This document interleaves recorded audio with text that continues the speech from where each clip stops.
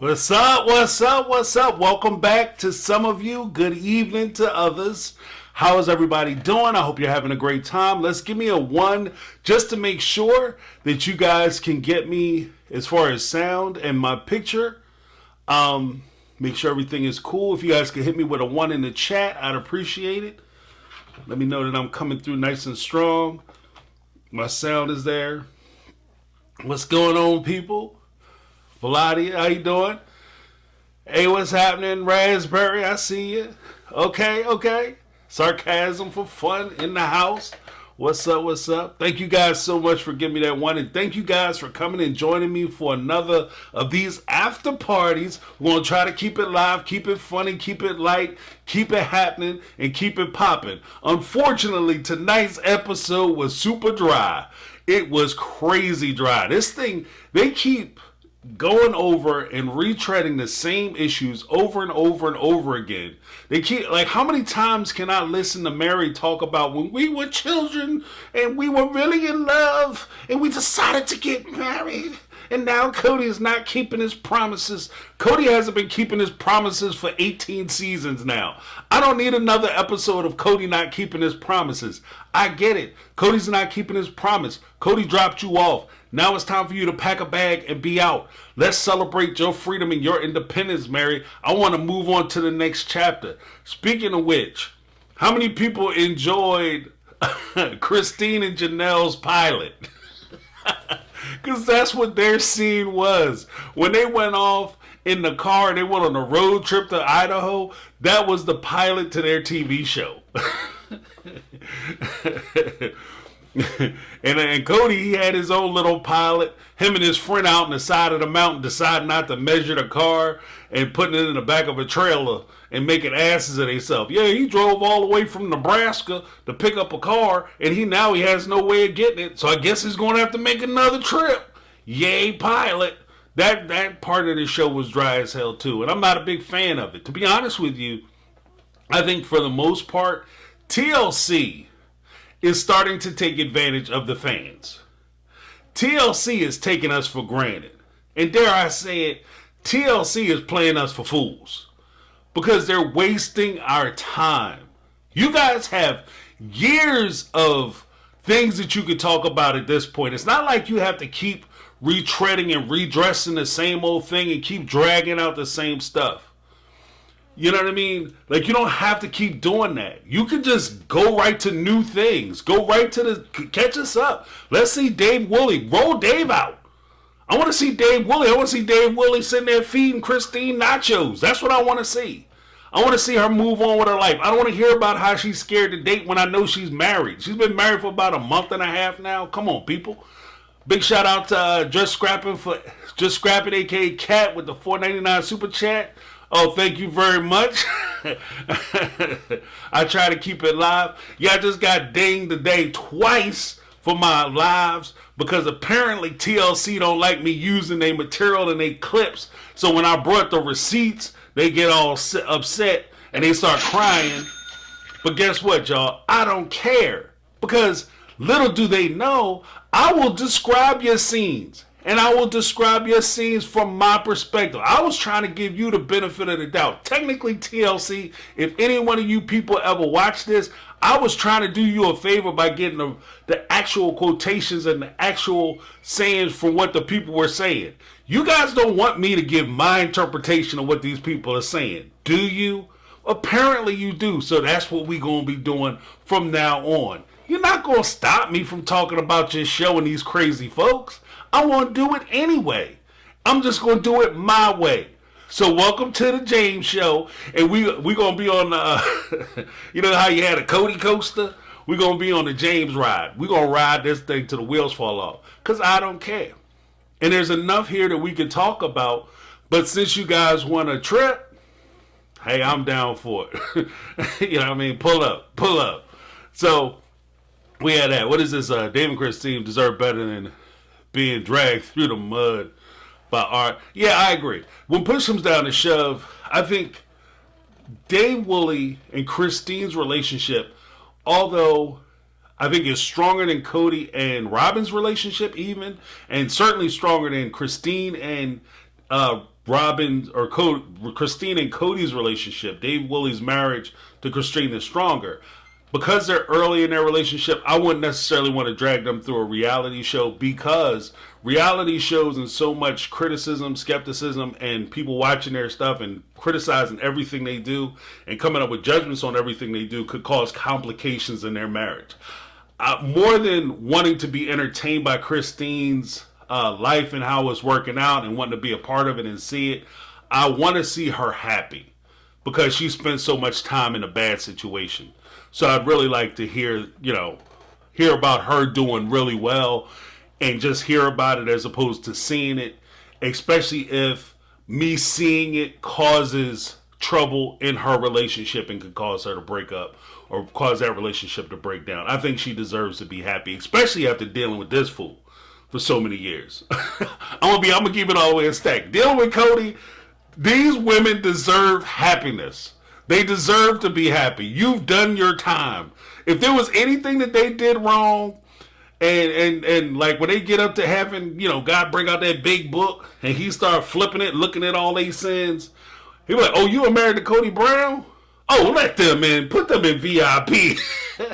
They need to pop some bottles because that relationship was ridiculous. I'm sorry, I didn't mean to do that. I gave him to you to teach you a lesson. Apparently, you guys took it too long."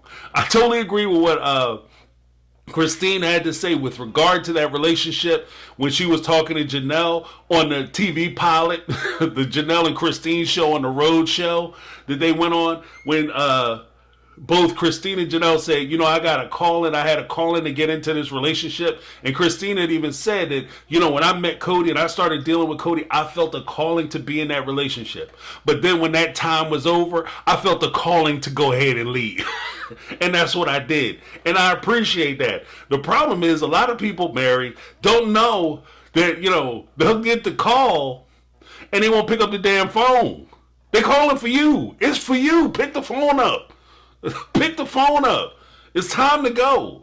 You know what I mean? Watching her talk about it, I feel bad for her because I know there are people who get tied into these relationships, and it's not easy to walk away from marriages and things that, people promise you that they're going to do something for you, and you invest your time, energy, and everything that you have, you pour it into this relationship, and it doesn't work out, and you feel like you're being cheated. I get that. But at the same time, watching Mary's situation, this is what I've been saying all the time. Don't have people tell you repeatedly that they don't want you around, and you keep coming back, allowing them to treat you however they want to treat you. Because if you notice, every time Kody comes back and says something about, I don't want to be with you, I don't know why you showing up, and everything else, he not only gets to say it rougher, but he gets to treat her worse. And at this point, it turns into a game of how bad can I treat you, and how much shit can I pour on you before you get up and walk away. How much can you take? That's the name of the game now that Kody is playing with her. And I'm not appreciative of that fact. So I want Mary to move on. And I'm tired of watching her get beat up for trying to stay in this relationship that frankly is not even a relationship at this point.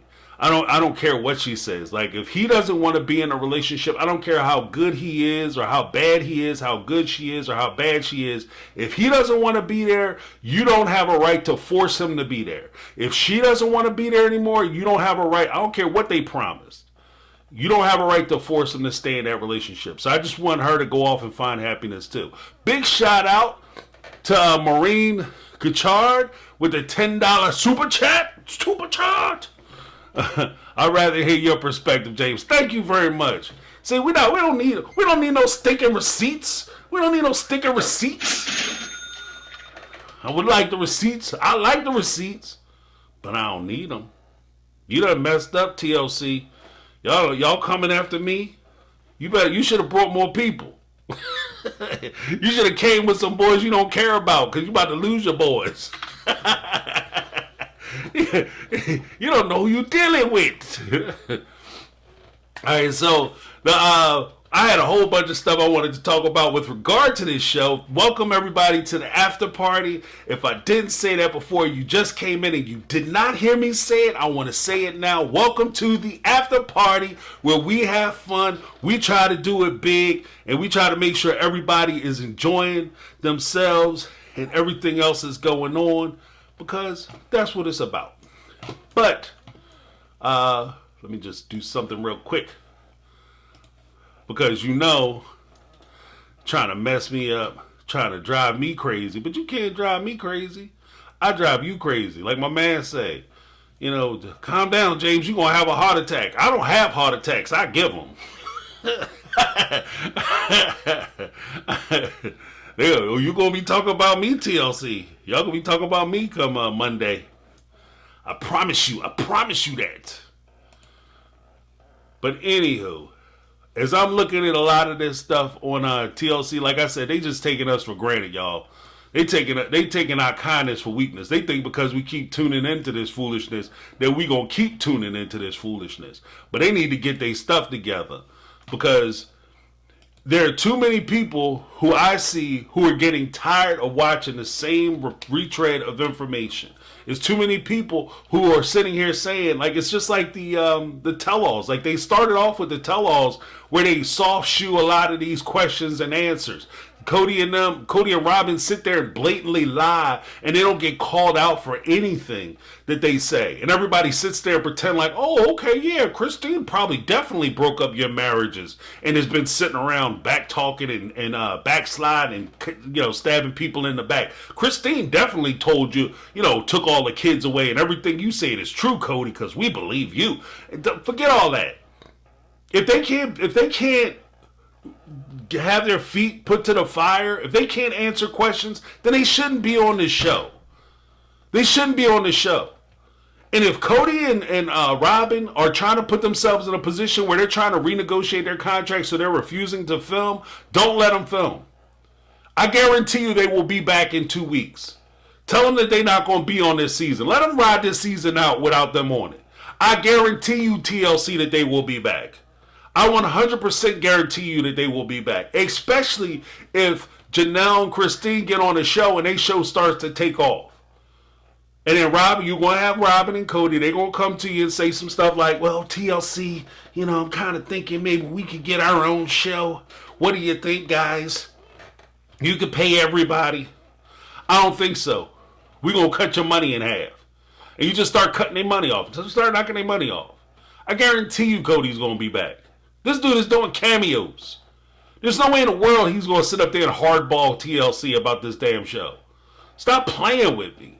Stop playing with me, TLC. There's no way in the world they're going to sit up there and hardball y'all about filming in their house or you actually being present during a lot of the stuff that they have going on, or them trying to dictate what you can film and what you can't film. There's no way in the world they're going to hardball you. The only reason why they're able to do that is because you guys are allowing them to do it. How about that? How about that? You want me to call it like it is? I'm going to call it like it is. Oh, big shout out to S Exhibit Design with the 279 super chat. When do you think Robyn has been the most honest? Well, shit. When do I think she's been the most honest? I have an answer for you. When do I think, big shout out to S Exhibit Design. When do I think Robyn was being the most honest? I think Robyn was being the most honest when she said she got into this marriage to benefit her children because she's looking out for her kids. How about that? I think she was being most honest when she said that Cody was breaking the bond in a relationship that she has, and he was ruining her deal because this isn't a deal, and she's talking about she's willing to leave the situation if he can't get these women back and get these marriages back on track. I think she was being honest then. I don't think 90% of what she say, 90 to 99% of what she say is all bullshit.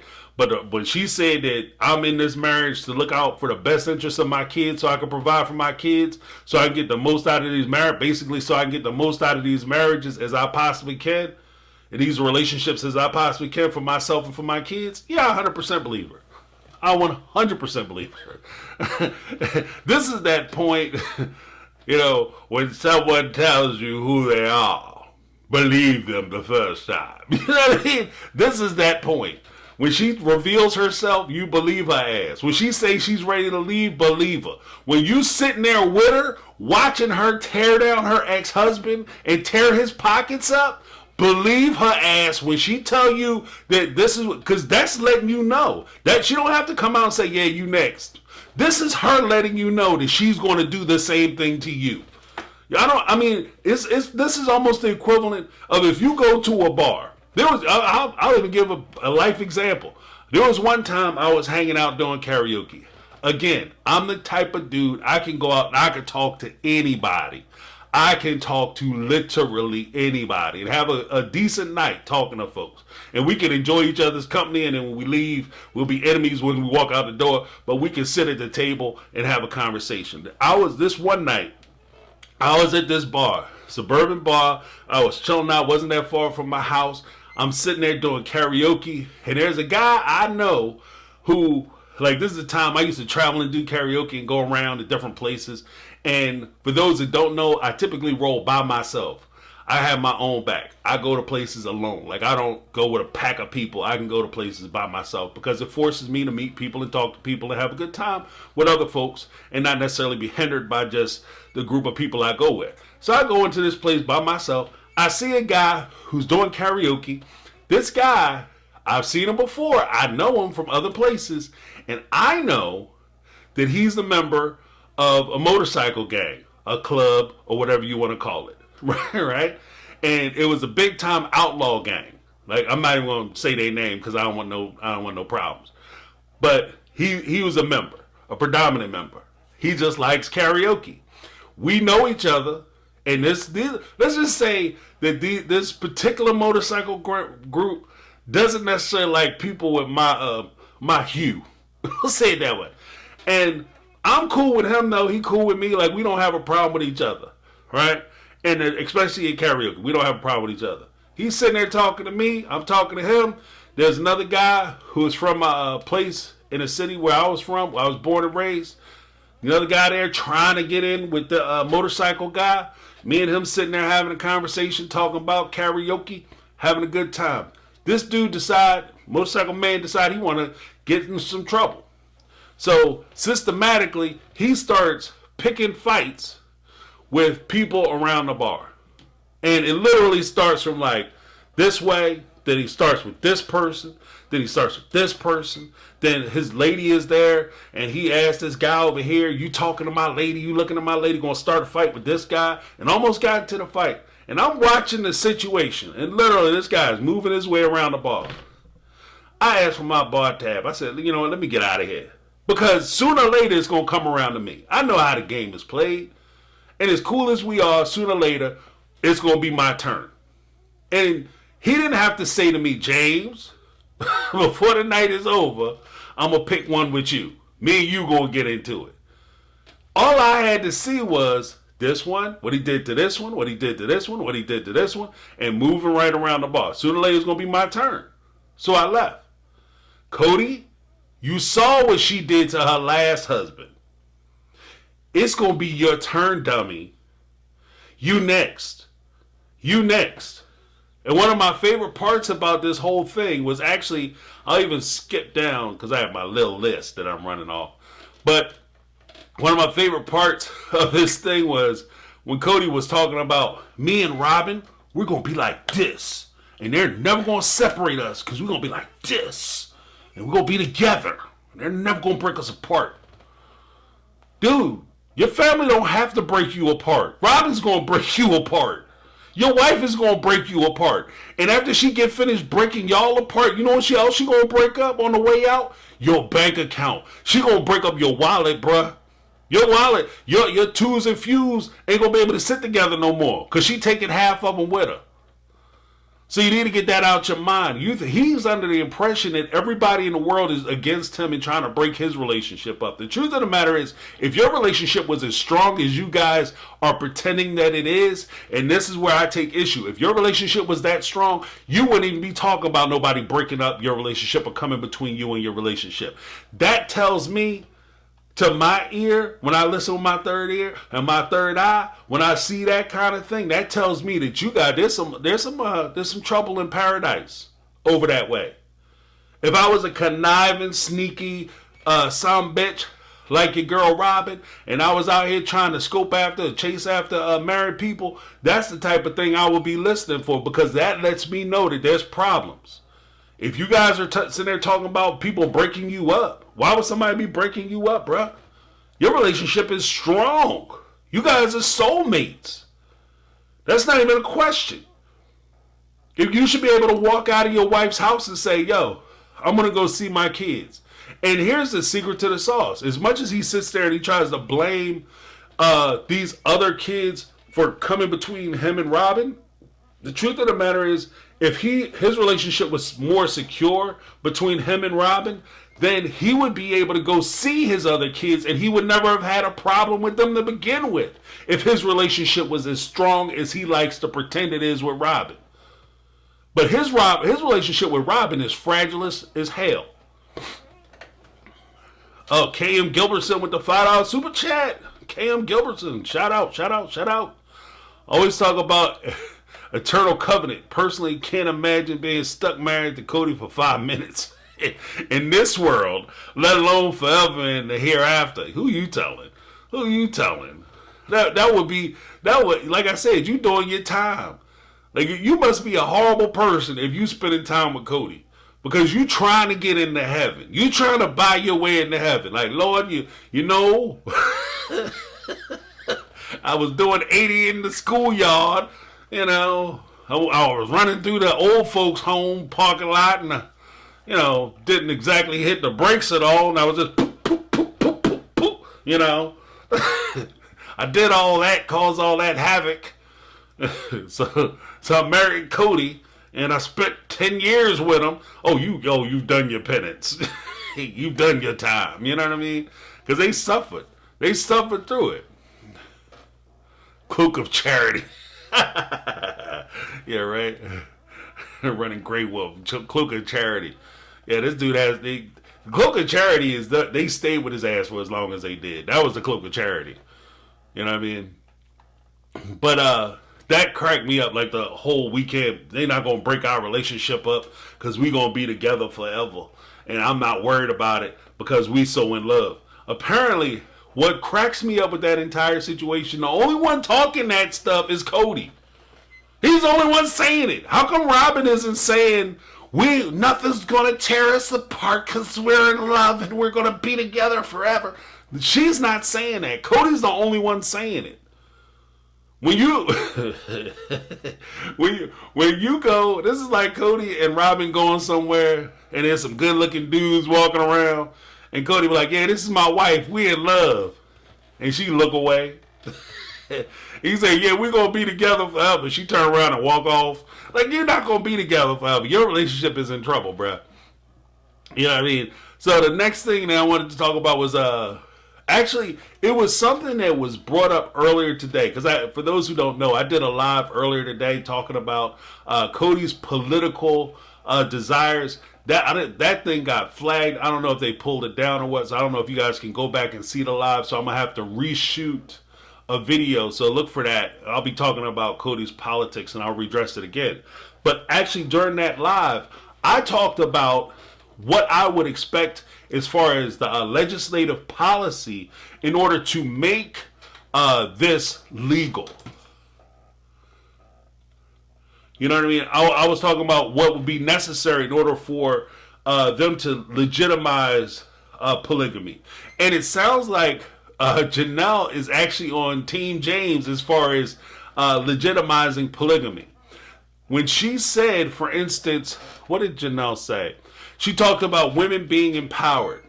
If women were allowed to be legally married in these types of unions, the polygamous unions, they were allowed to be legally married and be legitimate in their relationship, then that would empower them to be able to make decisions as to whether they want to stay or they want to go. For those who are not aware, I had two principles that I like to live by, especially when it comes to any type of decision making when it comes to these very serious issues, whether it's sexual relations or marriage, relationships, whatever. And they're basically this. One, you have to be of appropriate age. First and foremost, leave the kids the hell alone. Two, there has to be informed consent. Meaning that you have to have the ability to know what exactly is going on, what the ramifications of what it is you're deciding to do will be and what the consequences are, and then you decide that you want to go ahead and participate in it. If you don't have informed, and I stress informed consent, then it's no bueno. A lot of these ladies don't have informed consent. They may consent to becoming part of these relationships, but the idea that they're married gives them a false sense of security, thinking that they have far more protections than they actually have. Even as Christine and Janelle talk about their marriages, quote unquote, to Kody, they still talk about it as though they have some kind of expectation to equity division within their relationship, which they do not. They do not. As far as the law is concerned, Kody is their baby daddy. That's their boyfriend. And you, if you date somebody, I don't care if you date somebody for 2 weeks, 2 years, 20 years, or 200 years. If when you break up and you're not married, you don't have a legal standing to take any of their property. You don't. You know what I mean? There may be some, if you have a really good lawyer and you're standing in the right jurisdiction on the right day at the right time of the hour and the moon is in the fifth house of Orion, you might be able to walk away with something, or maybe they're willing to break open the books and figure out what's going on. But just as a general rule, judges are not apt to go in and try to figure out what is what and who had what and start going line by line on who paid for what and who did what with what. What they'll look at it and ask basic questions like, when you got married or when you started dating, were you planning on giving this? Did you expect to get this money back? No, I wasn't expecting to get the money back. Okay, well, then why do you want it now? What do you want me to do? What do you want me to do? This is almost the equivalent of if you have a boyfriend or girlfriend and you put them on your checking account. If they show up the next day and they clean that checking account out, they have every right to do it. And no judge is going to go back and try to figure out what money was spent for what and who did what and who put what into where. If they have access to the account, they can put money in, they can take money out. If they take the money out, you just stuck. The judge is not going to go through it. I mean, 99% of the time, that's the case. So big shout out to Irish Size with the $4 super chat. I'm hanging in to see Mary. Peace out. You and me both. But they need to hurry the hell up with it. They need to get it cracking. It's time. Like, I'm sitting here watching her kind of beg on, and I'm tired of watching this woman be abused. Like, it's downright abusive watching this.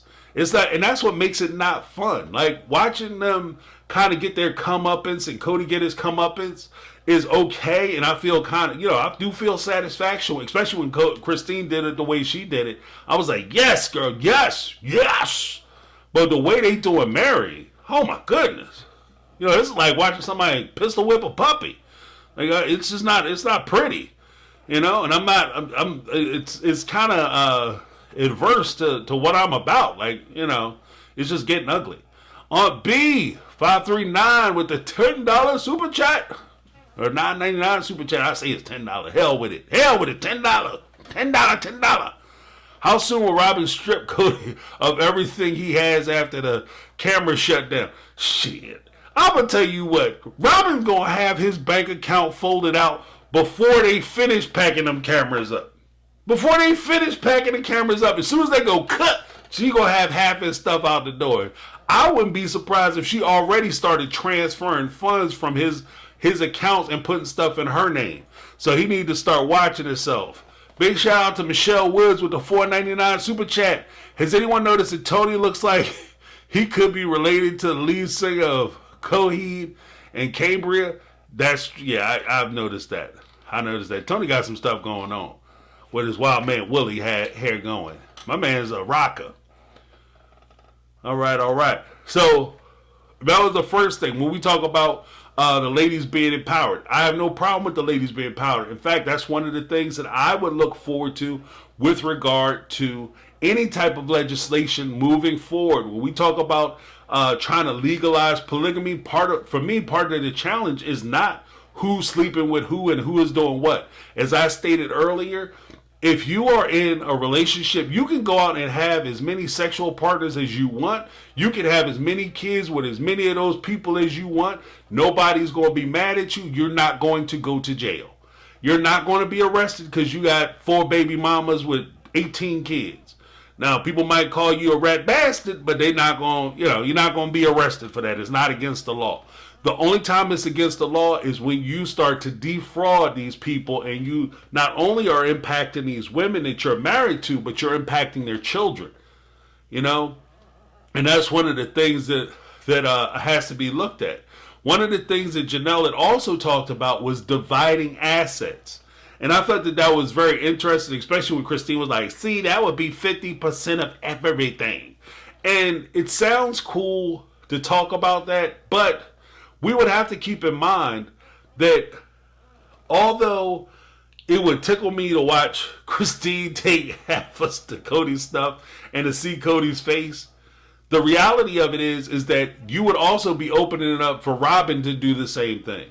Which means that if you have somebody like, say when they were living in Lehigh, because not everybody has 5 houses, 5 wives, or 4 wives and 4 different houses, for a house for each wife. Most of these situations, there's one person, multiple wives with many kids. And their kids may very well be living in that household. So this would open up a scenario where somebody like Robyn could marry into the family and then say, okay, well, this isn't what I want. I'm tired of being here. I want my stuff. So let's go ahead and sell this house that has Mary, Christine, and Janelle living in it with their kids. I want to sell this house so I can get my equity out. That wouldn't be appropriate. That doesn't excite me. So that's where I think a lot of the challenges come in, because we're talking about it as though everybody, this is that, from the 90 Day Fiance perspective, there's a guy named,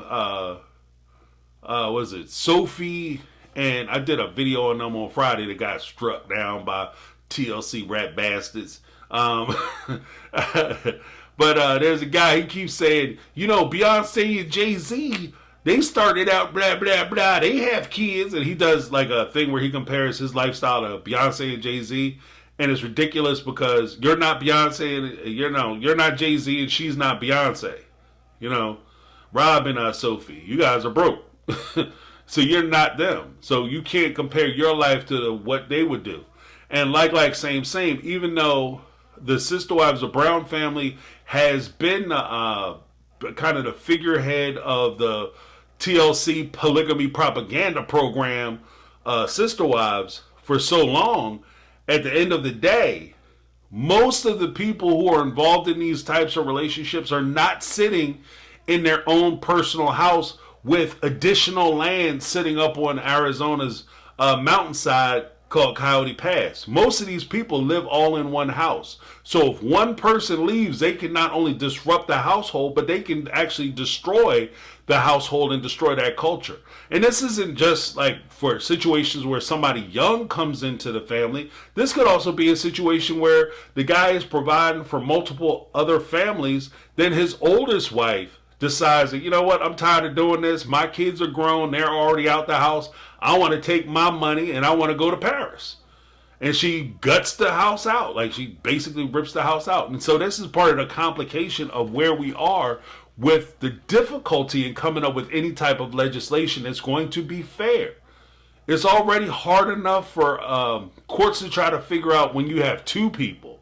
But when you have 3, 4, 5, 6 people trying to do these types of deals, it can be crazy. Let me take a break real quick. I gotta blow my nose. I'll be right back, y'all.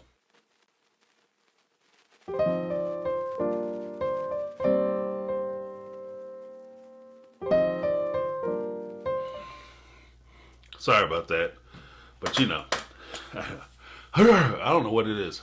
Maybe I'm allergic to these lights. This attention is driving me crazy. And man never knows, yeah.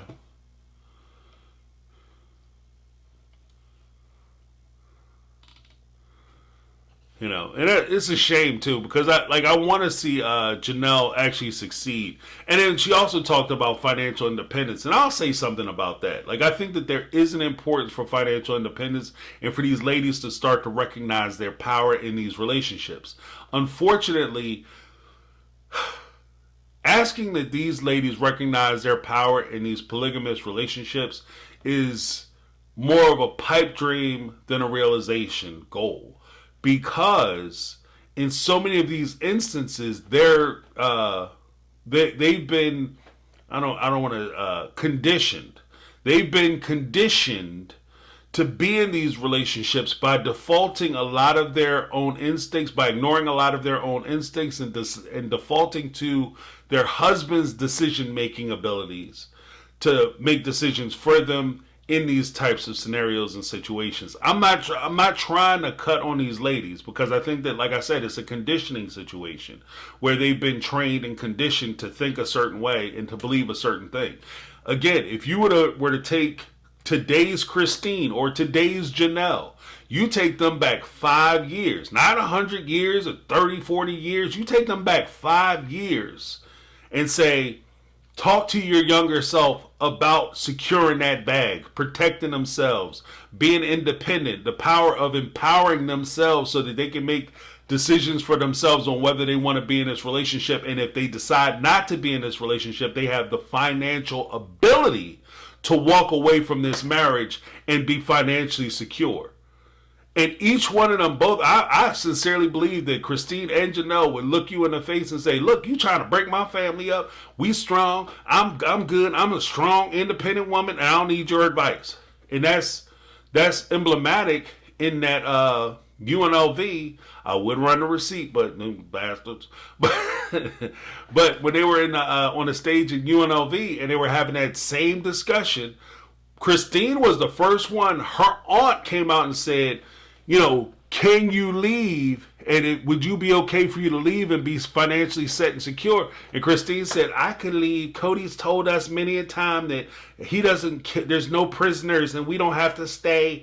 And if money is the only thing keeping you, money, if that's what's keeping you here, I'll give you money and you can have your freedom. That's what she said. But then as soon as she was talking about leaving, all of a sudden Kody was like, my money's my money and I need half of your money before you go. Because he was trying to constrain her or prevent her from leaving by enslaving her financially into the situation. He was trying to keep her there. And so we can't ignore that. Big shout out to Loud Upstairs Neighbor. I heard that. $2 super chat. So excited that you're doing lives. Big fan KT. Okay. Thank you so much for the super chat. Appreciate that. Loud Upstairs. Love the name. Rochelle J in the house, the $5 super chat. Checking to see if super chat is working for sarcasm. Love you, James. Kotex thinks 3 equals a ruler. Yeah, right. 3 inches. Oh, man. What are you trying to say? That he coming up short? Are you trying to say that he ain't doing no work? You saying he's not laying pipes, he's just throwing little nuts? What are you trying to say, Rochelle J? This ain't that kind of channel. We keep our minds out the gutter here. While we stay in the gutter. Sarcasm for fun. Did I miss sarcasm for fun? Did she do a super chat? I don't want to miss sarcasm for fun. For those who don't know, sarcasm for fun, my peeps. So is Rochelle J. You be looking out for a player. Please make sure you guys hit the like button on your way in so that way the word gets spread. And YouTube, the algorithm, and all that foolishness. Half the time, you ever notice like the YouTube people will say that, like the algorithm and the people, and you gotta smash the like and all that. And I think that I'm sure that most of us have no idea what that means. It's just something we say, like, oh, you supposed to say that? And we just say it. You know, smash the like buttons. Smash that like. I like sidekick the like. Sidekick the like. Don't smash it, crush it. Give it a hug. Kiss the like. You know what I mean? Kiss it ever so gently. So yeah, then they had the whole thing where it was revealed that Christine's mom was like a oh yeah, James, you forgot we speak French here. Lizzie B in the house. Crucial Top, what's up? Don't want no short man. That's hilarious. But yeah, it was revealed that Christine's mom was actually a basement wife. And by basement wife, what they're basically saying is, you know, it's a wife to live in a basement, but she was a wife that was actually one of the older wives, and then he married somebody younger, moved the desired wife upstairs so she could live upstairs to be closer to him, I guess. The more ideal place, and the basement wife, the downstairs wife, lived downstairs. And he's usually neglected and mistreated and et cetera, et cetera. And so the funny part to me was, the funny part to me was Christine actually took the position that her mom was happy. And that's a weird, for me, I think that that's a weird phenomenon for kids. Like, they get so used to seeing their parents, and to a degree, this is where like kind of the child mind works. You don't really see your parents as people. So when you see their situation, no matter how bad their situation is, you just kind of dismiss it as, oh, well, you know, that's just mom and dad's, that's their situation. And you kind of romanticize it. So when Christine was watching her mom go through this, she didn't necessarily make the connection that this is an unpleasant circumstance for her mom. So much so that her mom left polygamy and doesn't want anything to do with polygamy. Her mom's actually kind of cute, the way she, even at her age, like she's a good looking woman. So it's sad to see her look so sad. Like, she has sadness in her eyes. As attractive as she is, you can see like there's a hint of sadness in her eyes. And when you see that, like, it's I can imagine that sadness probably comes from her time as a polygamous wife, or as the basement wife. So I feel for her in that regard. But the ironic part is Christine idealized that relationship so much so that she was looking forward to being in that type of relationship. And so much so, she even planned out that she wanted to be the third wife, because the first wife is basically has a man to herself, and they got to figure it out. The second wife, you know, she's going to have a conflict with the first wife because she's the first one in the chute. And the third wife is kind of the perfect position because you've already worked out a lot of the problems between the first and second wife, and then the third wife comes in and resolves a lot of the issues. So she planned that out. She planned on being the third wife to somebody's marriage or polygamous situation. And the idea that she got into it and it worked out the way it did, which was almost identical to the way her mom's relationship or situation worked out, which was also identical almost, or very similar to the way her aunt, who was against polygamy, that she was arguing with at UNLV and tried to warn Christine about polygamy like 6-7 years ago. And Christine said, you don't know what you're talking about. And so much so she didn't even want to talk to her. How close their relationships were, but she still idealized that situation and fantasized about getting into it. And this is part of what I was saying earlier about these young ladies not necessarily having the ability to have informed consent because they're conditioned into these types of relationships. So that's kind of where I am. So I thought that was like an interesting thing. But it's not. I'm not letting TLC off the hook because that episode was bullshit. That was bullshit. You drug that out. Like, they drug that episode out. There's been a few of them that it could, like, the episodes, they run for about 45 minutes, almost 47 minutes or so. But them damn things could have been 10 minutes because they're so busy retreading old stuff and they're having like crazy conversations. that just don't make any sense. Big shout out to KM Gilbertson with the $5 super chat. Started late, just finished next week. Is sobbing porch dream hissy fit. Finally, I know, and they're dragging it out because this could have happened. I thought this was going to happen. Actually, this conversation was going to happen about 2 episodes ago. TLC is disrespecting the hell out of us. And I noticed earlier, I think it was Crucial Tongue. I'm correct me if I'm wrong, but she had said something. I noticed before we went live that she had said something about with regard to Tony and it being weird that he's so adamant about pressing Christine about her sexual conduct. I think that is weird as hell. Like, I never could imagine myself being in a situation where you go into a mother-in-law and sitting there trying to talk to her about her sexual activity. Like, you know what I mean? I have no issues because she's a woman. Christine is a woman and she's fully functional. She's healthy. So I'm sure that she has needs and desires, you know. There's things that she want to do and try.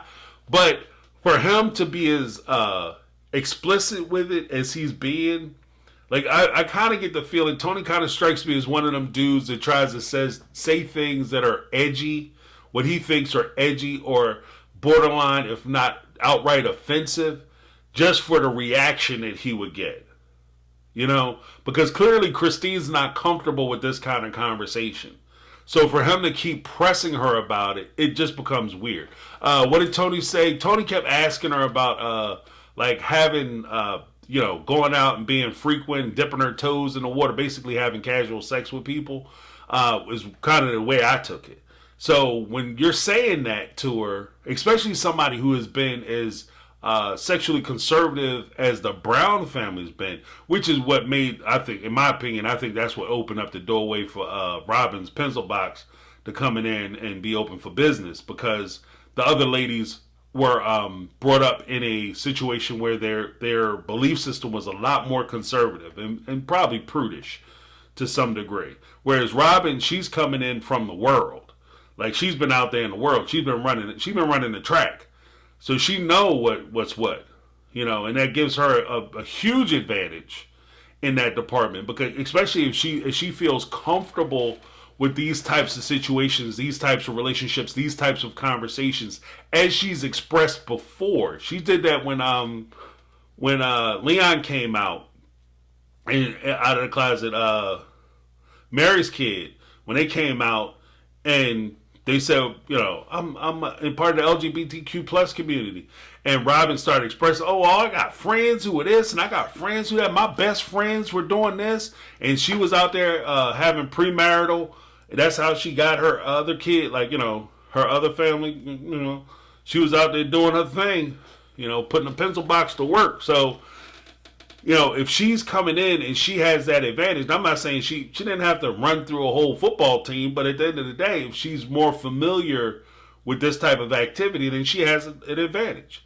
Christine clearly doesn't feel comfortable with it. Janelle, actually, she was kind of in the world too, so she does seem to be more reserved about it, but she does strike me as somebody who is a little more comfortable with the conversations about it, if you're having that intimate conversation. So Kody may have been able to sit down with her and have those types of conversations.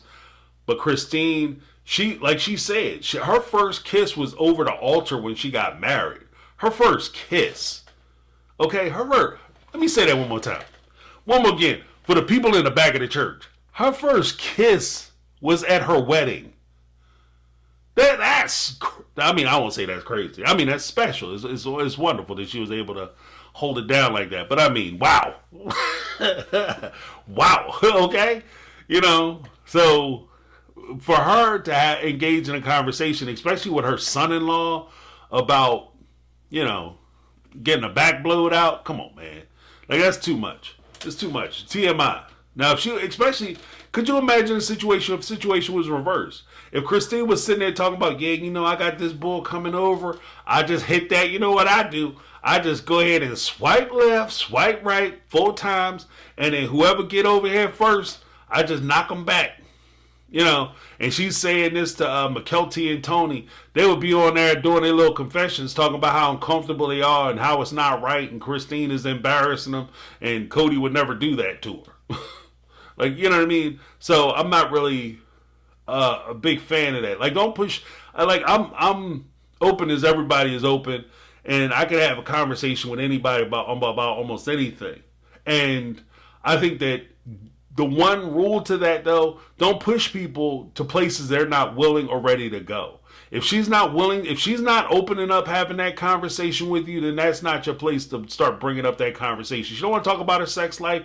Let her keep her sex life to herself. For some people, they'll sit here all day and talk about all the stuff that they do, no problem. They'll talk about how many times they did it, who they did it with, where they did it, if they got caught doing it, and whether they liked it or not. And they'll be fine. Other people don't want to have that conversation. And you should respect other people's boundaries. And I don't think Tony is necessarily respecting her boundaries. You know what I mean? So it's not about prudish or wild, or, you know, I'm encouraging them to be wild, I'm encouraging them to be prudish. I'm just saying respect their boundaries. Not everybody is about that life. So you got to respect them for where they are. And that's where I'm at. Yeah, he did and at one point Tony had suggested that Christine get to know herself. You know, and I've never had a situation where I was talking to, even heard of somebody talking to their mother-in-law or, their girlfriend or boyfriend's parents and talking about how many times they play with it. Now, you know what I mean? Like, who does that? Well, who raised you? Who raised you? Did you sit there and start, what you need to do? You need to just get to know yourself because it's been a long time. You want to make sure you're ready. You know what I mean? Like, that's not for everybody. That's not a conversation for everybody. So you need to slow it down, brother. Slow it down. Because again, it gets weird too. And then I would also be concerned, like in Christine's case, she has to be concerned because she said, well, at 50, everybody has situations. That's true. But your situation is a little different because even though, in your situation, sure, you have 6 kids. Okay. That's a conversation for some guys, but you are also part of a polygamous relationship. You're a polygamous wife. And for some guys, when they hear that, and this is where you got to start making judgment calls as far as the guys you talk to, date, and make sure you keep an eye out for red flags. Because for some guys, when they hear that, what they're going to hear is, oh, if I go out with you, it's okay if I date other people. We can have that kind of relationship. Christine is saying that she wants to have intimacy and intimate, loving, caring relationship, romantic relationship with one person, a monogamous relationship with one person. But the people that she may come in contact with because of her history, these folks may think that, you're used to dating guys who are dating and seeing other and sleeping with other people. That's what you're used to. You grew up in that culture. So why am I restricting myself? So she has to be careful of that. And that's just what I would say to her.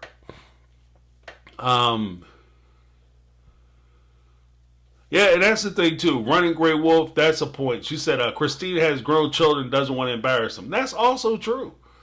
Because your kids don't, there was one guy, I remember there was one guy, it was in high school.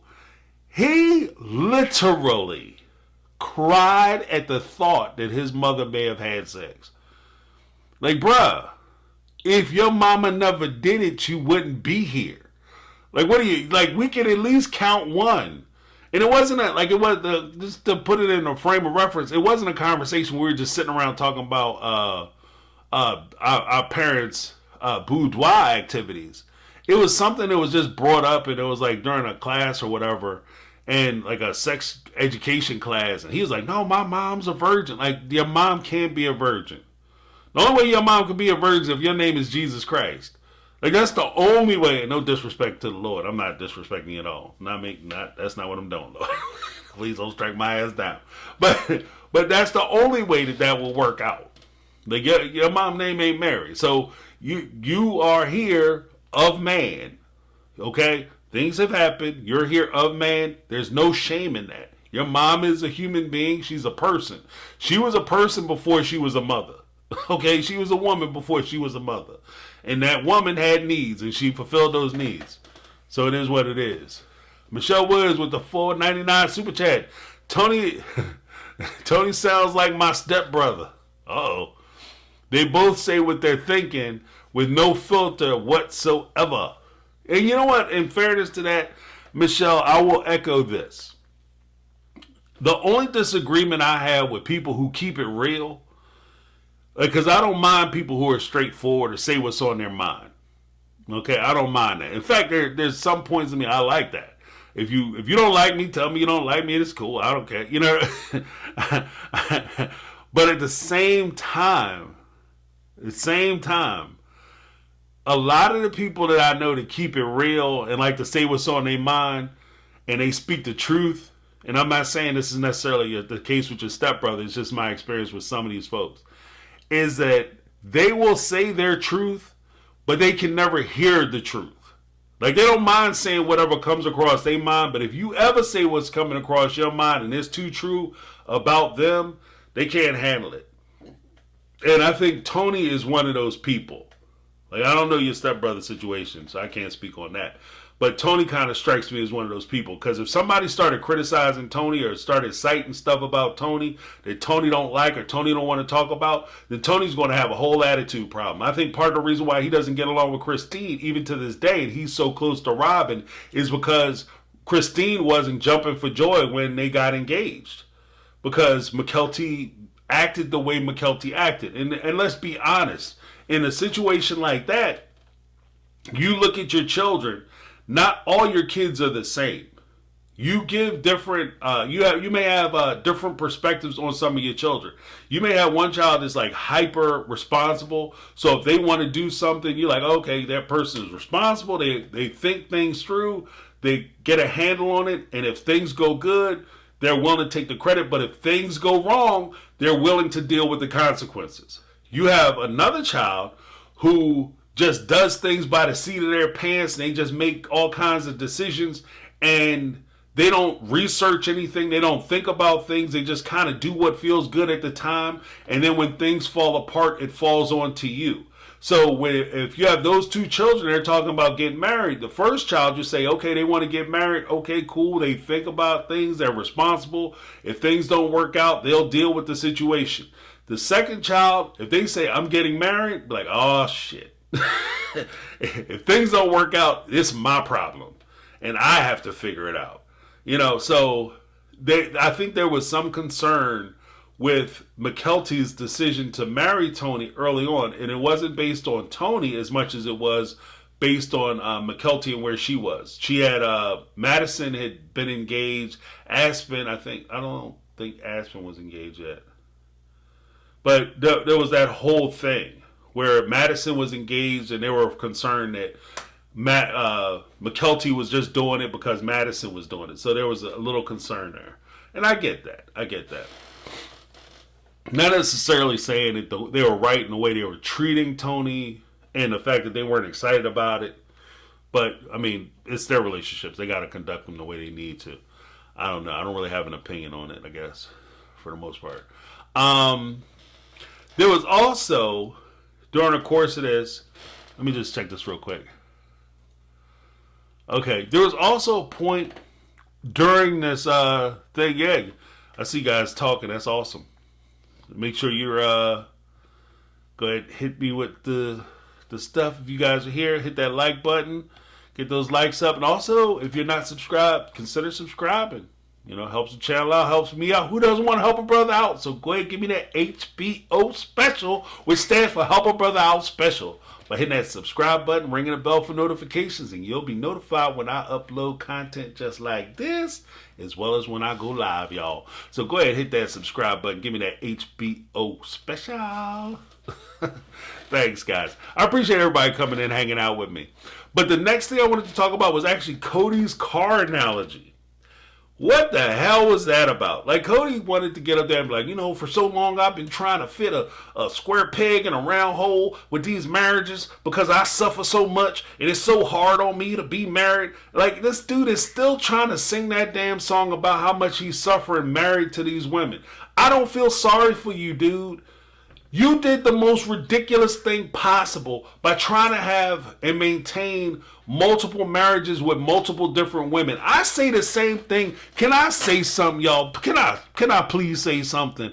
I would say the same thing to a guy who wants to go out and have a bunch of affairs with people. You got a wife at home, you got a family, and you out here in the street trying to chase every skirt and every booty short, every you know, them exercise pants, they hoist up their booty, butt cracks. You chasing all that, but you got a whole family at home. You got a whole ass family at home.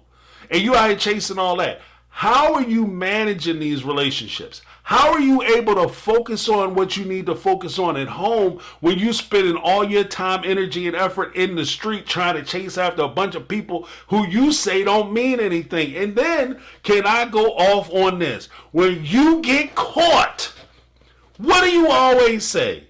It didn't mean nothing. It didn't mean nothing. She don't mean nothing to me. They don't mean nothing. If they don't mean anything, why are you willing to risk everything for nothing? Why are you willing to risk everything for nothing? If you can't focus on that one relationship, you can't build that one relationship, why are you trying to add a second relationship or a third or fourth relationship on top of that? And that's if you are a married guy and you just trying to go out and have bedroom fun with rando strangers.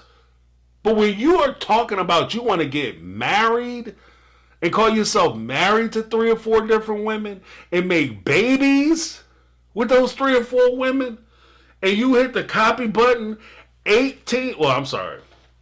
realistically, you hit the copy button 15 times with these 4 different women, and then you want to sit down and complain about how your life ain't fair. Dumbass, I could have told you that. It's going to be hard.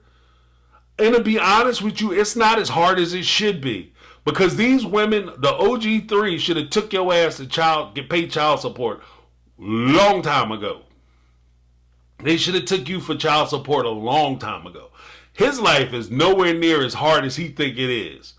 Because it's damn sure not hard, but as hard as it could be, even by a stretch. By a stretch of the imagination, your life is nowhere near as hard as it could be. Because these women could have been ripping your pockets up for years.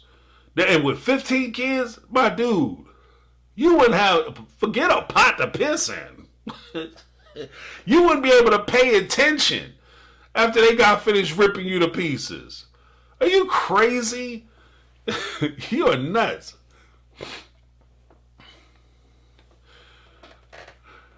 Yeah, and Kathy Ferran said, but James, you know Kotex.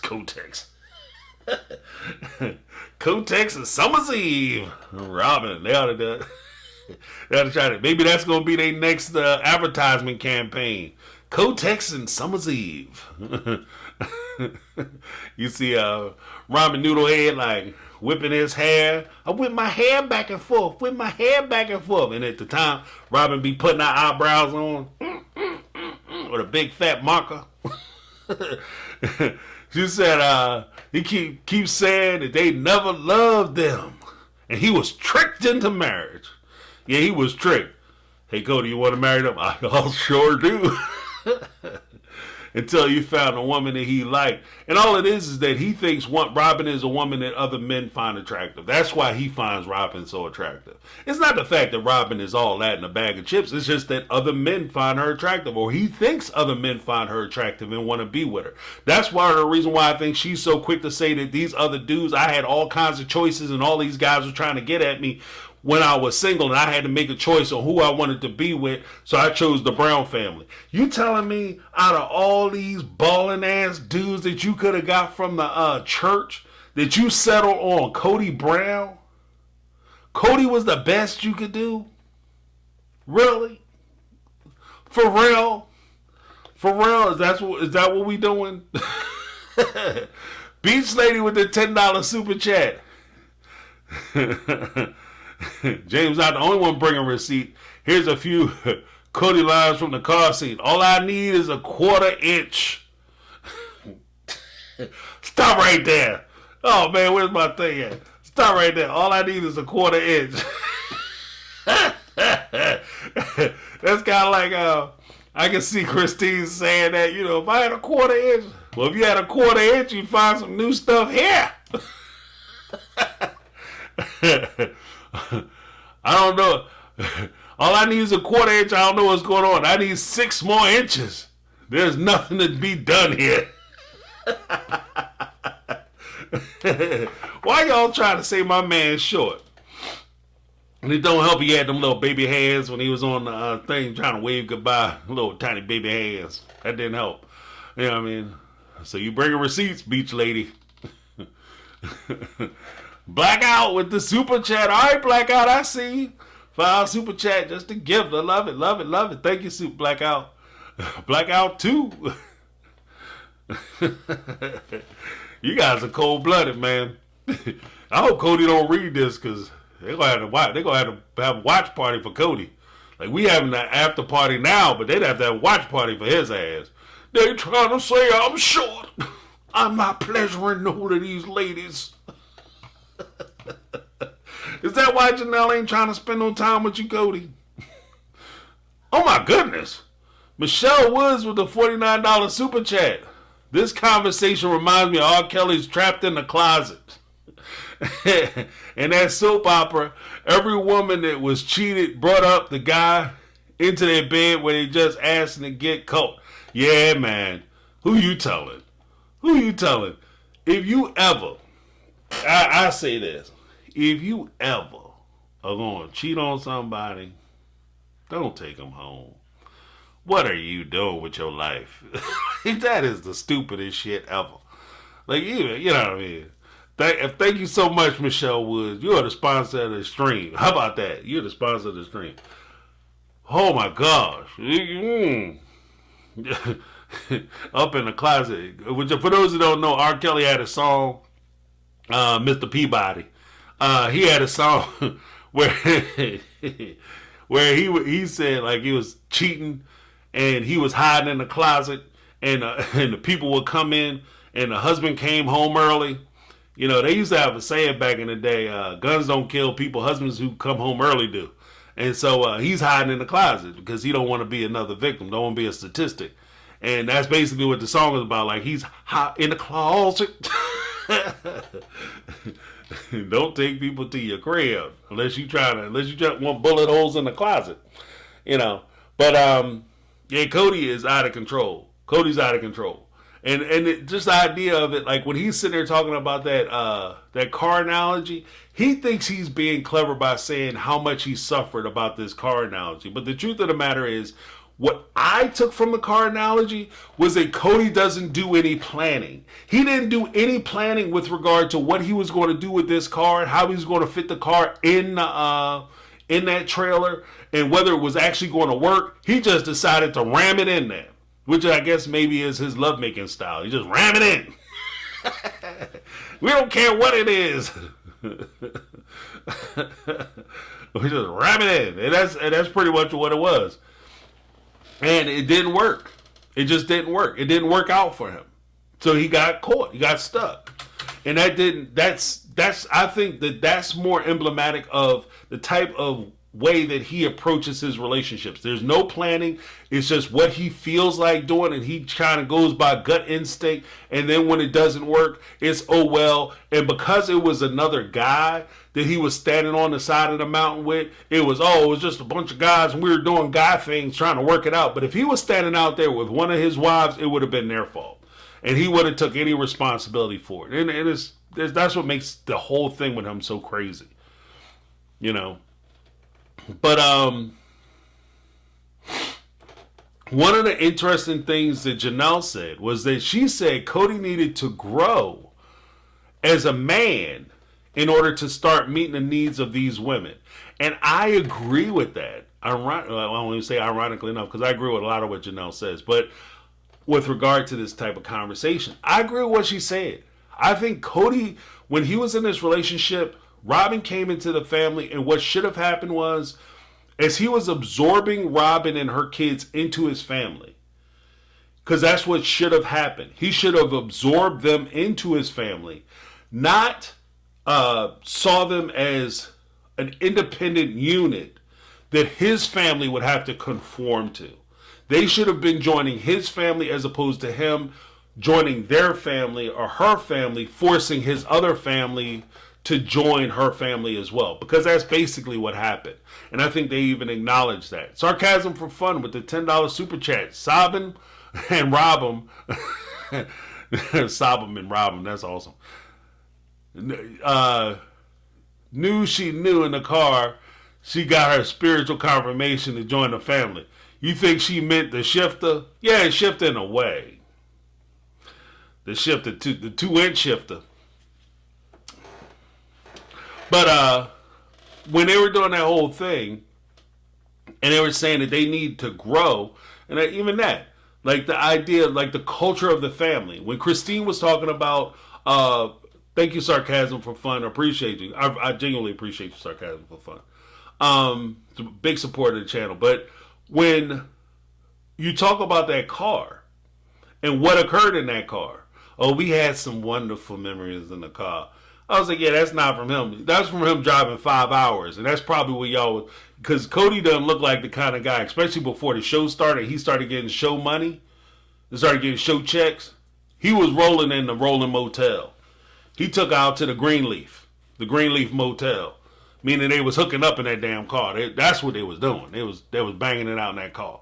So she was probably sad to see it go because there's so many wonderful memories in there. So when that happened, I think that's emblematic again of her not assimilating into the culture of the family. Because Mary, I'm pretty sure, didn't sleep with Kody until she got married. The same thing with Janelle. Christine, first time she even kissed Kody was over the altar. So, she wasn't throwing it back on him. I'm sorry, that's a little graphic. Well, she wasn't doing no wild stuff to him. They weren't doing the wild thing as they used to say back in the day. So, when Robyn comes into the family, all of a sudden the family traditions change. The family culture changes. And again, that's not her assimilating to the family. That's the family assimilating to her and what she wants. The earring thing. We don't do earrings in this family. Robyn come in. I'm not taking my earrings out. Ladies, put it back. Put your earrings back in your head. I love earrings. Earrings are me. And I should only love that which is me. Put the earrings in your head. Right? Easter. We don't celebrate Easter. That's a pagan holiday. That's the devil. Easter's the devil. Well, if you guys don't celebrate Easter, I'll take the kids back to my mom's house. Baby, don't go nowhere. Ladies, get them eggs out. Start dyeing them eggs. We got some Easter to celebrate. She changed the culture. She changed the way the family interacted with each other. Because the family bonded to her family. They morphed into what she needed. And because they did that, and he was so anxious to morph into what she needed, Kody never developed or evolved to be the man to accept her family into his family and then evolve so that he could love Robyn's family and her kids and Mary and Christine and Janelle and all their kids and love all of them. Instead, he became hyper-focused on being everything Robyn needed and wanted him to be. Instead of him focusing on what's best for the family. Thinking about that big picture. Instead of him thinking about the big picture, he was only thinking about the little picture, the Polaroid that he had sitting over there of Robyn sitting on the gear shift. I'm just saying, you know what I mean? I don't want to be too graphic. Oh, I don't want to be that guy. I need to slow down. I'm gonna go from having TLC strike me because I'm using their clips to all of a sudden adult content. Do not, not for kids. Too hot for TV. Oh man, but so we have that. Let me just check this real quick. Yeah, Kody, Carmel, she said that Kody was bumping and grinding. Yeah, he was knocking that off. Like I said, don't no man drive 5 hours to see some woman so they can sit there and watch damn Care Bears on TV with 3 kids. I'm sorry. I don't believe it. She was a diesel model, so I had to drive 5 hours to be with her. I mean, Cody's Cody's kind of he's kind of a chump. So I mean, I could see her being able to stretch him out, maybe 2 or 3 times. But my man was, look, I'm gonna put it this way: homeboy was in the car every week. He get off at 5 o'clock. His ass was home at the house. He was pulling into the parking spot on a 3-point skid. You know what I mean? My man's car was sounding like to get to the house so he could get up in the crib and put the clothes in the laundry and in the suitcase, and then my man took off. You know what I mean? He was out. Pregnant wife. He driving 5 hours away. He kiss her on the cheek. Baby, I'll be back. See you on Monday. I got to get to Robyn's house. That's not a dude who's sitting there holding hands with somebody, just sitting there sipping on hot chocolate. You know what I mean? That's somebody who doing some things. He having things done to him. Because you go home, you look your pregnant wife in the face and be like, baby, yeah, I ain't going to be home this weekend. Good luck. And and especially in Christine, like by the time they started filming the show, she was about to pop at any minute. Like Christine was about to drop that kid at any second. And she had already, and not to belabor the point, but Christine had already had complications with her previous pregnancy where she had a miscarriage and lost the baby, was put in the hospital because she was sick. And Kody, and with all that in mind, Robyn told Kody, let Kody drive 5 hours to her, already off rip. That shows you how dedicated Robyn is to the family. I don't give a shit what nobody say. I don't care what Mykelti say. Mykelti, maybe you just not old enough to recognize this fact.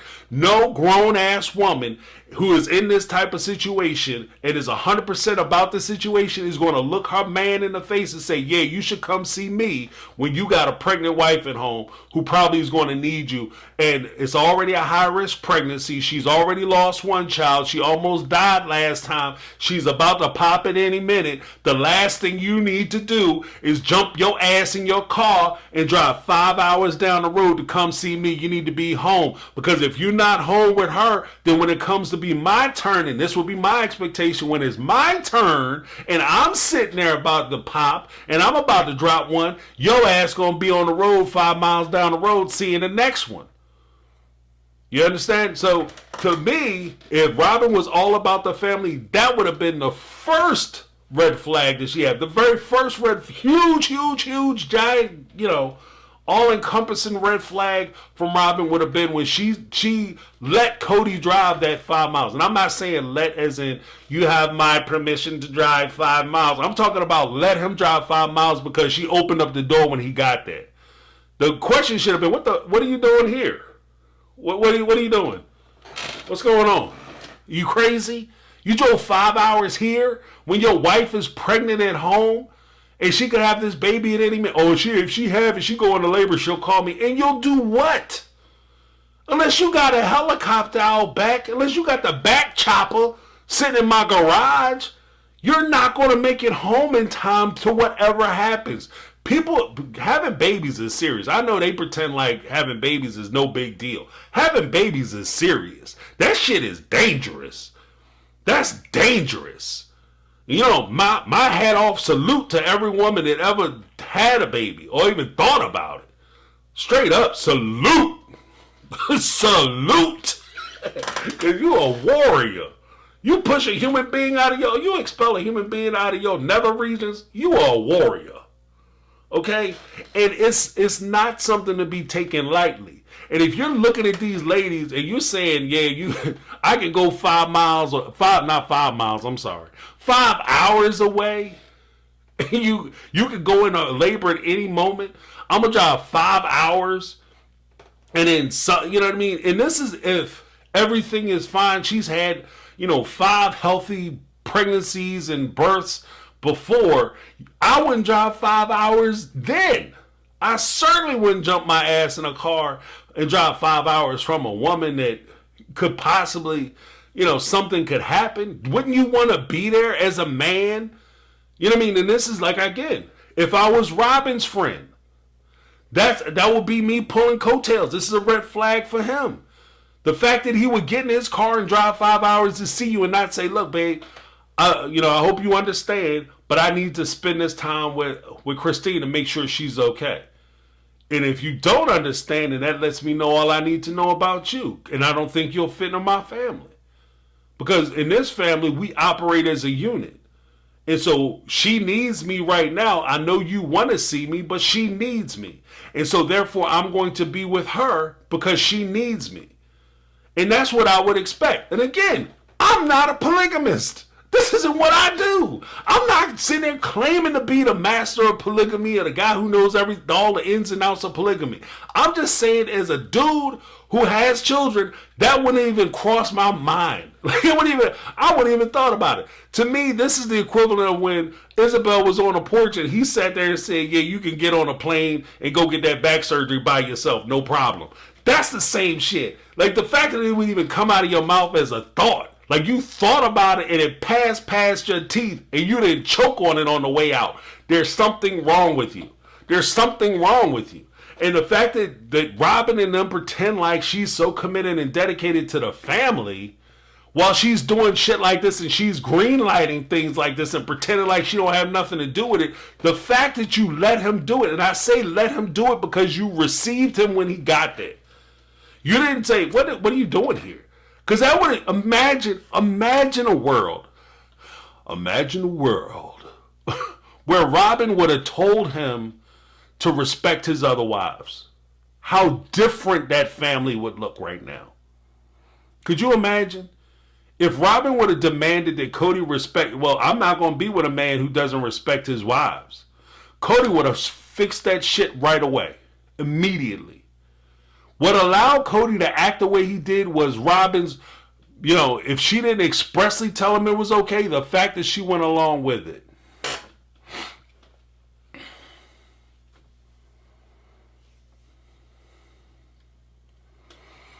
Yeah, sarcasm for fun. Yeah, exactly. He was at Solomon Robin's. Solomon Robin. While Christine was giving birth. Yeah, he went over there and was slobbing her ass down. And tried to play slick. I had that too. I had that clip too where he went over there and was like, let's go outside.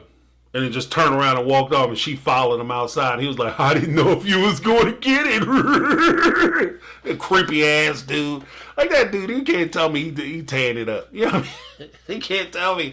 Because the way he is, he's corny. Like this dude is not knocking it off. He is not. These ladies, they get with some other people, man. Christine, Dave Willie, I hope Dave is tearing that ass up. I hope so.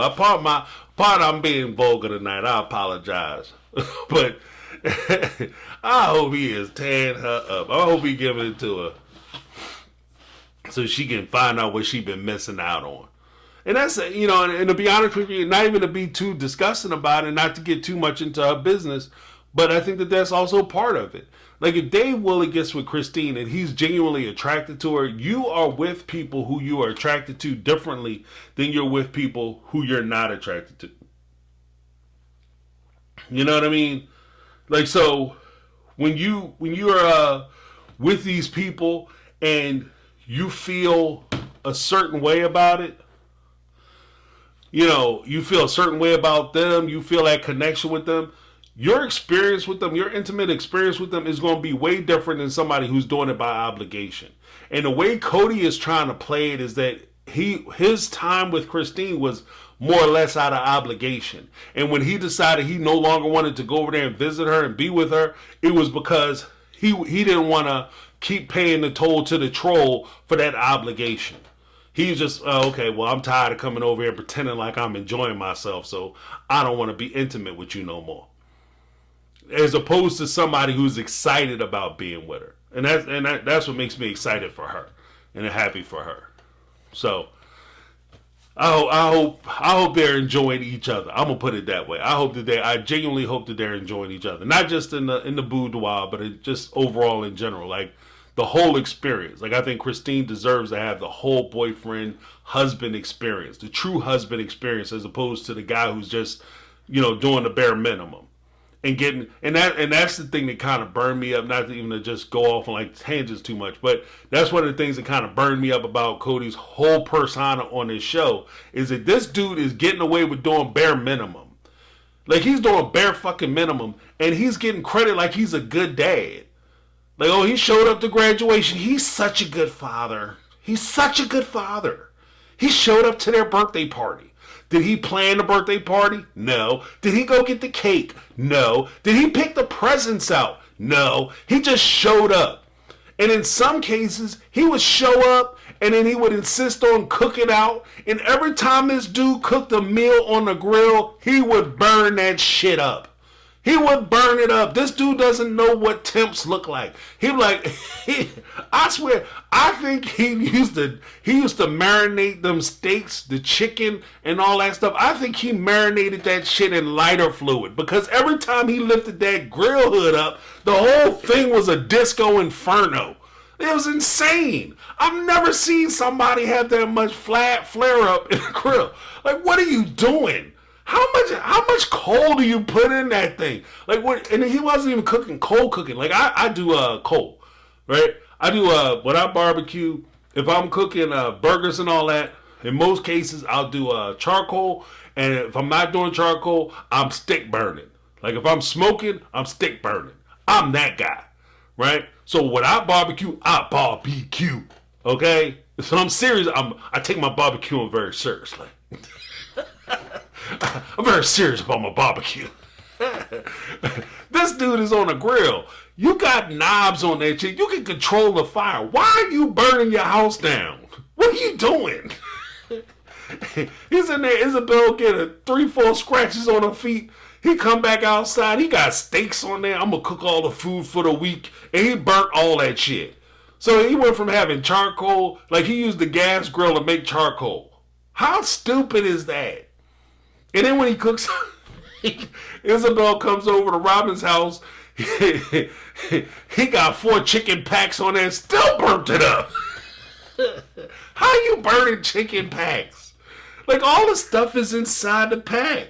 The only way it could burn is if you rip the pack open, in which case there's no point in you putting it in the pack. Why you put it in aluminum foil if you're tearing the foil up so that all the fluid that you had in the, all the juices and the butter and stuff that you have in the pack runs into your grill and burn it like you have a huge flare up.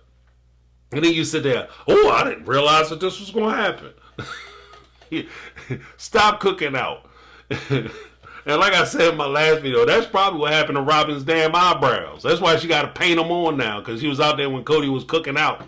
She got a flare up. That joint was like, whoosh! And then all this was gone. It's just like a forehead, like from head down.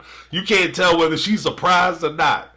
You know what I mean? She probably pulled a pen out of her pocket and drew some mad eyebrows on her face. Kody, what are you doing? You know what I mean? Looking ridiculous. Like, it's so, I don't know. I'm sorry.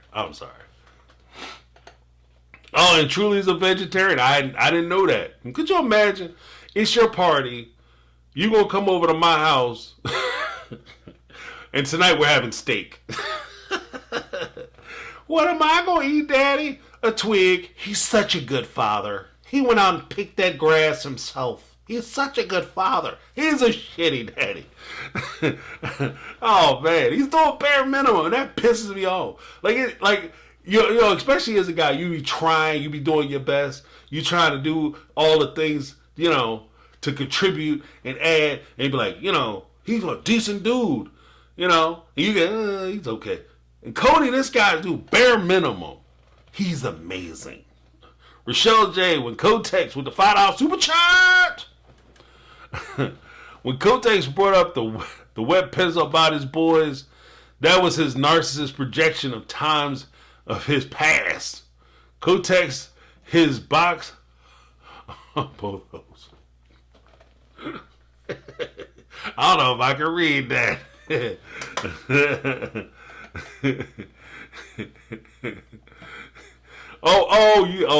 You're saying that they both hoes. I thought you, okay, all right. I misread that.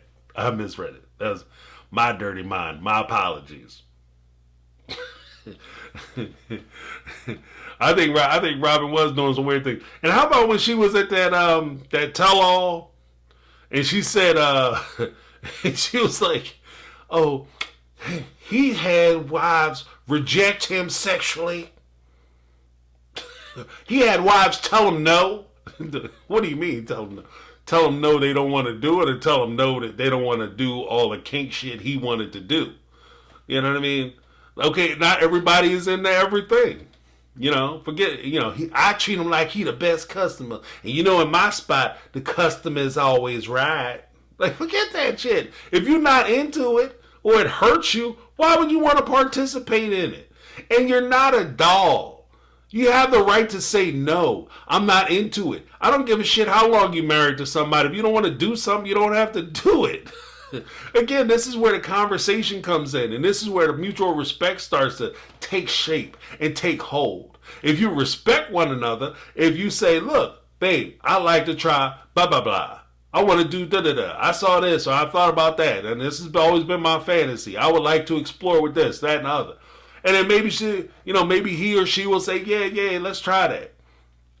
That's for me. But then at the same time, the same way you should be able to openly express your desires, they should be able to openly express their hesitation or rejection of something that you propose. And you don't take it to the point where, okay, now we got to break up because you said no to me. That's ridiculous and it's childish. And the biggest problem I have with half of the relationship as presented by Code, I'm about to call this dude Cotex. Damn it, Rochelle J, you got me. Rochelle J and sarcasm. You guys got me. I'm calling them Cotex now. But the Kody coaster, the whole thing with them is that they have such a childish or immature approach towards sexuality. You have a childish or immature approach to the way you do with your kids. You know what I mean? And how you deal with your family. It's childish. Oh, when it comes to sex, if you reject your husband or your wife, or you don't feel like doing something at the time they feel like doing it, then you're begging for the relationship to break up. That's on the same path as you deserve to get cheated on because you don't come home and throw it on your wife every time she wanted it. She don't come in, and every time you come in there, the man come home, she don't lay on the bed and throw her legs open. And because she don't do that, then all of a sudden she deserves to get cheated on. It's along those same lines. It's the same song, just a different verse. Oh, Kody should be allowed to mistreat or abandon his wives because they won't do all the things that he wants them to do sexually, so they deserve it. That's ridiculous. That's ridiculous. And you're a ridiculous person. Again, red flag. Red freaking flag. If you take that position, if I'm sitting there and I'm trying to join a family, like if instead of polygamous, they believed in polygyny. Instead of them doing that, I sat here and said, yeah, I'm looking to try to join Robyn's family and be another brother, husband, or whatever with Kody. If I heard that, that would turn me off. Oh, you got to give it to me when I want it, how I want it, wherever I want it, because that's your job, and I'm your customer, and you have to service me when No, I don't. That's not the relationship we have. We have a partnership. It's not one of us is over the other one. We both we have autonomy over our bodies. I get to decide what I want to do, when I want to do it with my body. I don't give a shit what relationship you in. You have every right to say no. If you don't want to do something, you can say no. You know what I mean? And the idea is she's sitting there saying, no, you can't. What is wrong with you? And is this what you're telling your daughters? Because that's not, when we talk about, going back to Janelle, when we talk about these women being empowered in these relationships, it's not just about the financial. It's also about the autonomy of what you do with your body and when you don't do it. How many kids you have. And whether you get pregnant or not. That should be up to you as well. You know what I mean? Because you're a partner in that relationship. So, like I said, the relationship between Kody and Robyn is very immature, and it is very shallow, as far as I'm concerned. That's my opinion. That's what I say. That's my take. John Cloudis with the $1.99 super chat. Robyn blew Kody's mind in the bedroom. Yeah, she did. She blew his mind in that convertible. How about that? I'm going to put it where the goats could get it. that Lexus, them shocks was getting worked out. You're like top, down, rear wheel spin it. Like, yeah, man. Kody was in there tearing that damn thing up in that car. He was doing his thing. And I'm not, they in love, they doing their thing. And both people agreed. They know what they was getting into. I'm not even mad at that situation. I would just simply say that if you're going to have other people involved in that relationship and this is what you agreed to, or there were agreements made with the people you're in a relationship with, you have to adhere to those agreements. So if you're in this type of marriage and your agreement is that you don't do this with your other 3 wives, that you don't engage in these types of premarital flings, then that should be the way it works. Period. You should, she said the Lexus. The Lexus. You know what I mean? They probably made them kids in that Lexus. Because they was living in that rental home when Solomon was conceived. So they probably made Solomon in that Lexus. Not to be too gross, but, I'm surprised his name ain't Little Lex. Instead of Solomon, it could be Lexus. The Lexus was a red flag. That's right. But if you're in these types of relationship, then honesty, especially like open relationships, polygamy, polygyny, polyamory, polyamorous, these relationships require a next level version of communication and trust and honesty in order for those relationships to even pretend to be functional. So if Kody is being deceptive in saying that, when it comes to Christine, yeah, I'm just driving 5 hours because I like to court her and it's so special. I like spending time with her, watching movies and sipping the hottest of chocolates, and he know he going out there to try to work out, stretch that out. Then he's not being honest, and it could cause problems within that relationship. Because what happened when Christine found out that she kissed him when he proposed to her and they got engaged? She found out about the kiss at the proposal and she was pissed. Could you imagine how she would feel if she found out that they was in there, doing acting like teenagers? Especially when Janelle was like, Kody was super excited about having a back seat in the convertible.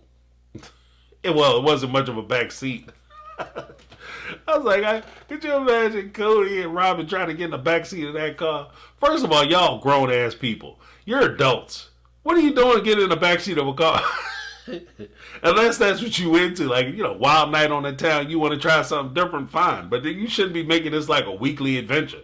Let's jump in the convertible, take a ride out to the wilderness and go to the Greenleaf. Like, that shouldn't be a thing.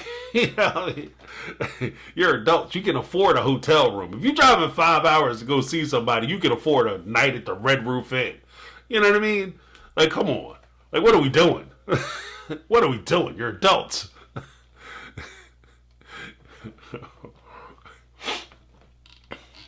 So I don't know. But, matter of fact, I'll wrap this up real quick because I know some of you guys have to get in bed.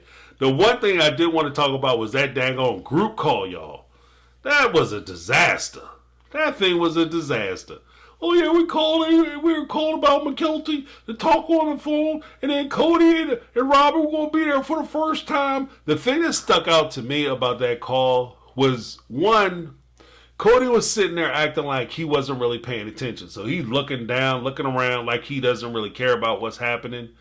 And that kind of bothered me. You want to have a relationship with these people, but you're not trying to communicate with them, talk to them, or reach out to them. That's how I know you're full of shit when it comes to you saying that you're reaching out to these boys and trying to spend time with them. That's the first thing. Second thing, when Cody sat there and was pretending as though they were having such a good time and they were smiling and laughing and trying to be playful and cool. And Robyn made the statement that she was trying to manipulate the boys and the other kids and the other members of the family into thinking that her and Cody were so much fun. Again, huge red damn flag. She's admitting that she's trying to manipulate the situation and how she's being perceived by other people in this situation. She admits it.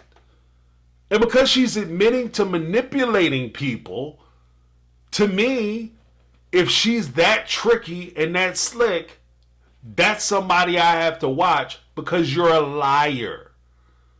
You know, we could call a manipulator, oh, they manipulator. Essentially, the root basis of what they are is a liar. They're dishonest. And this also speaks to the idea that she's so insulted when people dislike her character on the show because she's dishonest. And you come off as fake. And you come off as a manipulator. And then you turn around and say that everybody is misjudging you and it's not fair. And she doesn't understand why people view her the way they do. And they think she's manipulating and she ain't doing nothing. You admitted that you tried to manipulate everybody and control the situation. People don't want to be handled. People don't want to be handled. They want you to be honest with them. If you have a problem with these kids, instead of you, everything doesn't have to be about your problem. One of the craziest things to me was Robyn turned this whole situation into how it was affecting her because she's a lunatic. I felt like everybody wasn't thinking about you. Half these people get on the line. They're on the line to talk to Mykelti about her kids. They're not on there to talk about you. But you're trying to make it about you. That annoys the shit out of me. You ever have a friend who you sitting there talking to and everything that you try to talk about, everything you going through, they going through something worse. Something good happened for you, they got to talk about all the stuff that's happening in their world. Something great happens for you, they want to drag it back to, oh, well, this is affecting me and this is why I feel so bad. Let's talk about my problems. Or, oh, yeah, well, that's great. You got this great new job. You got your dream job. Well, let me tell you about something that happened to me. When I went home, I opened up, like I went in, I dropped something on my couch. I reached down and I pulled up 3/4. It was amazing. Like, I can't have anything. I can't have nothing for me.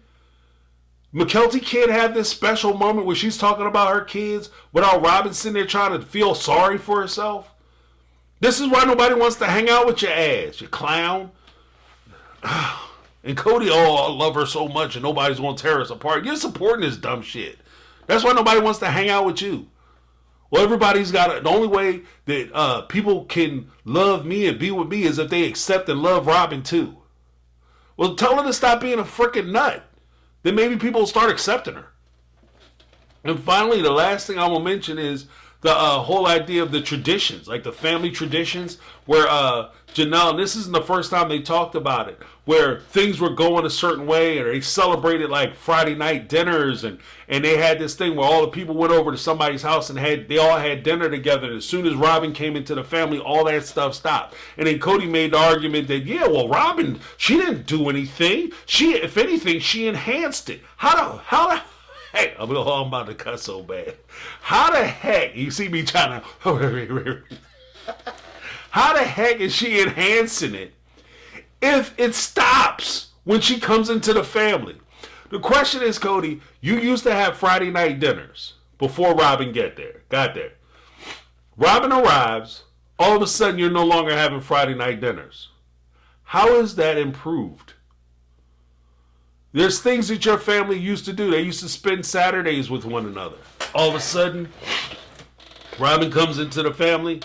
The family is no longer spending Fridays with each other. How is that improved? How has that gotten better?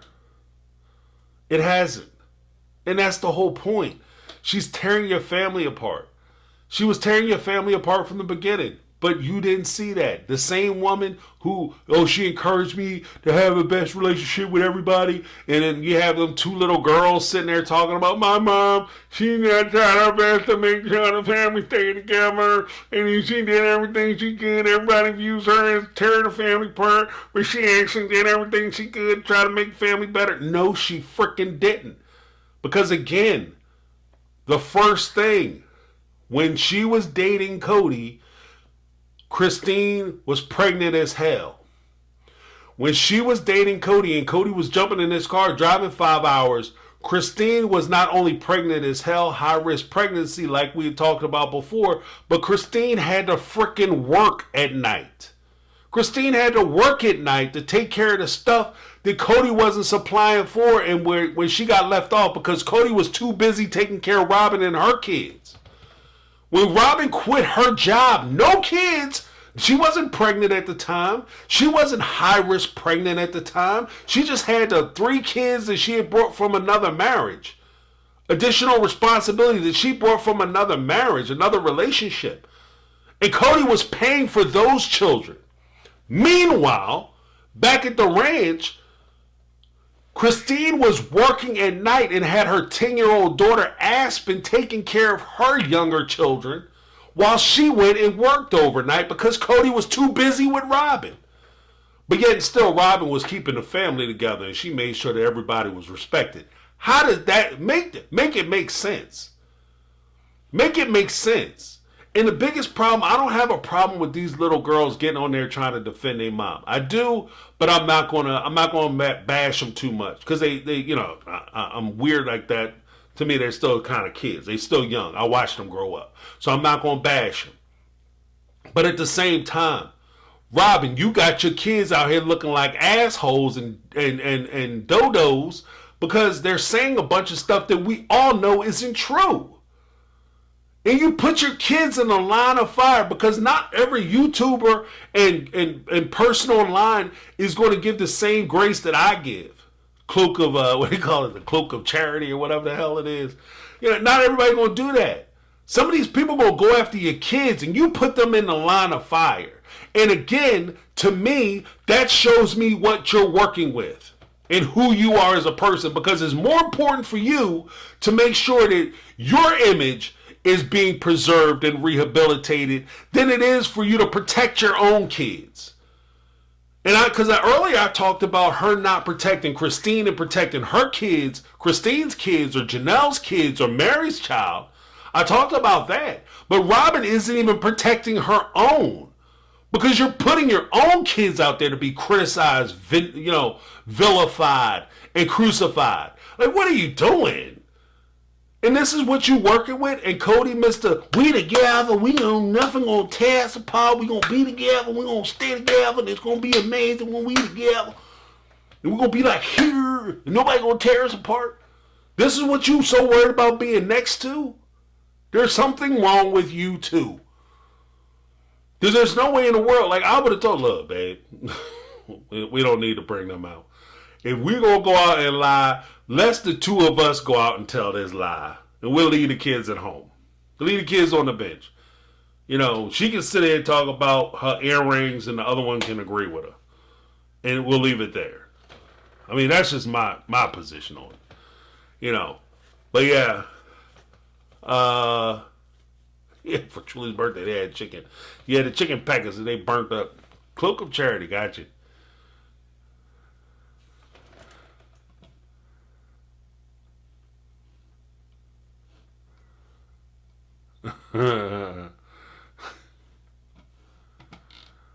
See, and that's a point too, because I think, hold on a second.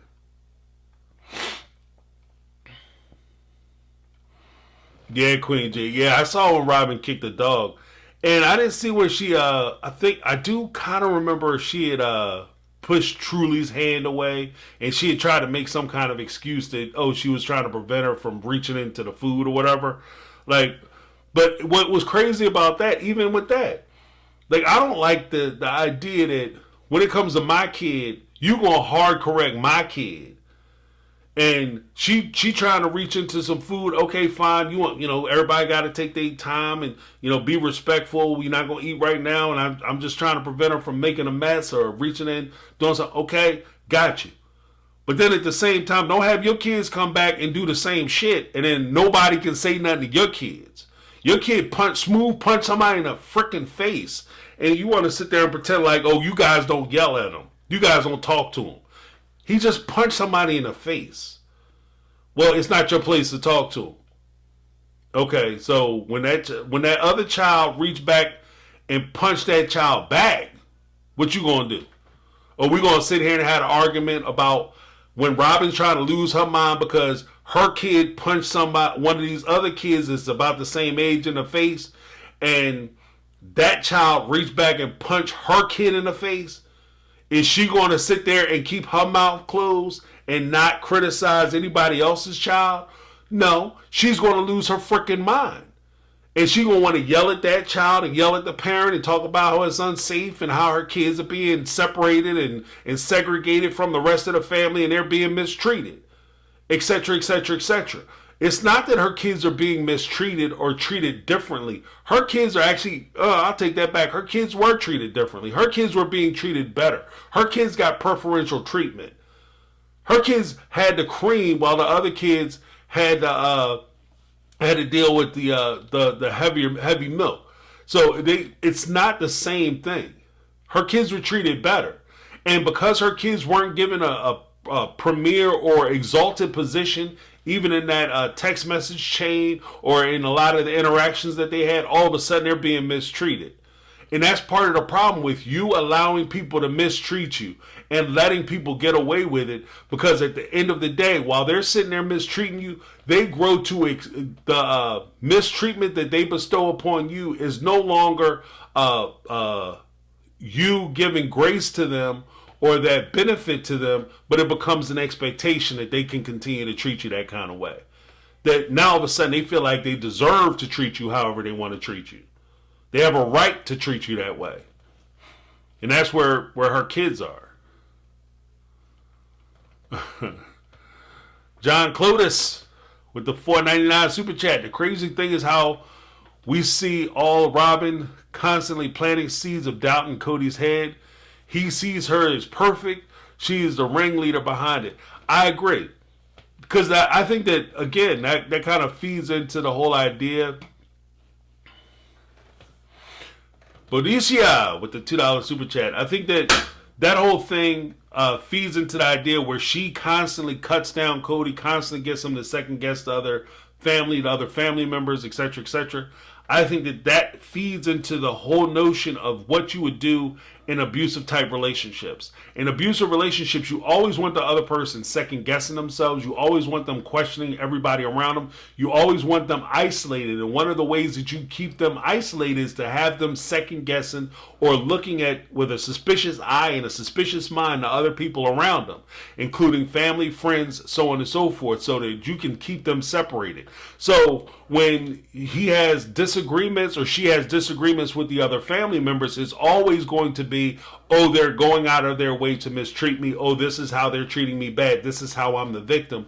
Look at how badly they treat me. Kody, you got to do something about this because I just want to be a part of the family. And then Kody sits there and comes after these other women to defend Robyn, which creates a schism between him and his wives and his children because they're mistreating Robyn. And she gets the benefit of being able to, because in many instances, Robyn tries to both sides a lot of the issues. So if you watch, especially early on, Robyn would try to be, I don't know why Kody is acting that way. And then clearly she's going back telling Kody, yeah, they're mistreating you and they're talking shit about you behind your back, Kody. And that's where he gets all this, like, and I think that 90% of what he's talking is, oh, they're doing all this shit talking to me about me behind my back. Who is he hearing that from? I think he's hearing it from Robyn.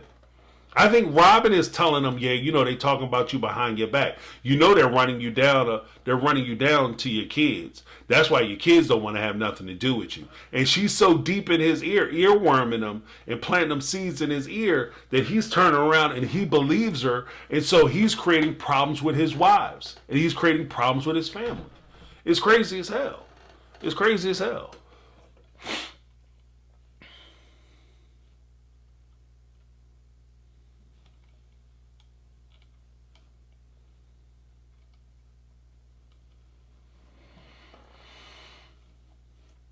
Oh, the pea soup.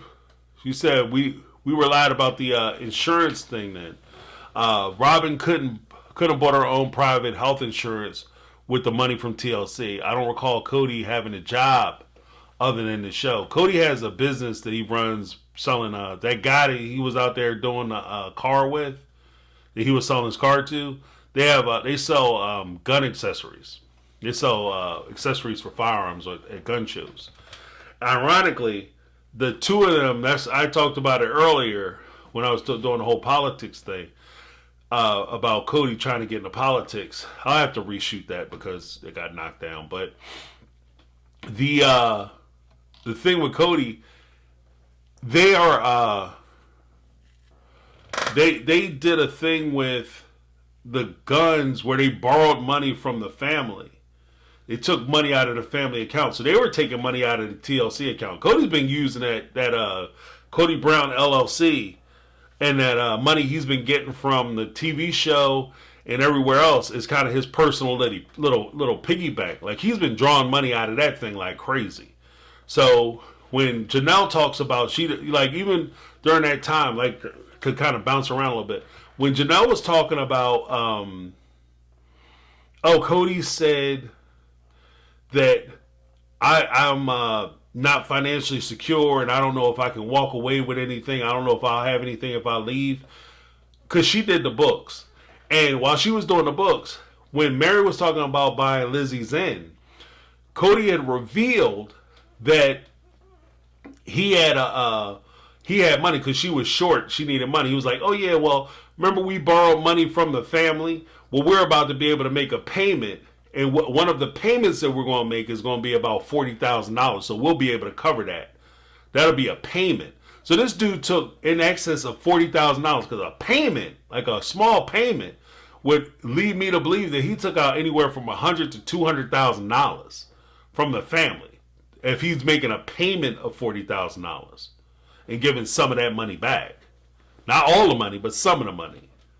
So he's been taking money out of the family this whole time. And this is what I mean, like inappropriate, like misappropriation of funds and him taking money and doing things with the money in a way that's not good for the family. So that's why I think, like, even going back to the whole idea of the divorce and empowering the family through legislation and these women through legislation and giving them some kind of rights, this is where it becomes difficult. Because these guys in these relationships, they're going to siphon off this money and be siphoning this money and diverting it to so many different places. It's going to be very difficult for these ladies to be able to track that money when it comes time for divorce. A lot of times when you get divorced, even now with monogamous relationships, if there's enough money present and you're not sure where the money is coming from and where the money is going, then when you go to get a divorce, if you don't have access to the books, Janelle has access to the books, but in some of these cases, these women don't have access to the books. They don't know what's coming in and what's going out and where it is. So when they get that divorce, they file that divorce papers, they don't bring in all the information. You know, sometimes the people find it, sometimes they don't. Okay, Claire Fisher, I think I am going to do a financial breakdown because I think it's interesting. Like, especially when you start talking about what they were doing with the Vegas houses and how they did the Vegas houses and all that. I think it's interesting. Yeah, YouTube is my time machine. The best thing they did was start their own LLCs. And that's what they should have did from the very beginning, in my opinion. They should have had their own, like, you break the checks out, and if you have your separate accounts and you guys are paying into an account so that you can pay for family expenses, so on and so forth, that's one thing. But to continually keep potting your money together and in not recognizing the fact that you guys all have individual needs. So, for instance, not to be a dick, but you know, Mary having one child, even though you feel for Mary's situation where she wanted to have more than one child, Janelle and Christine both had 6 kids.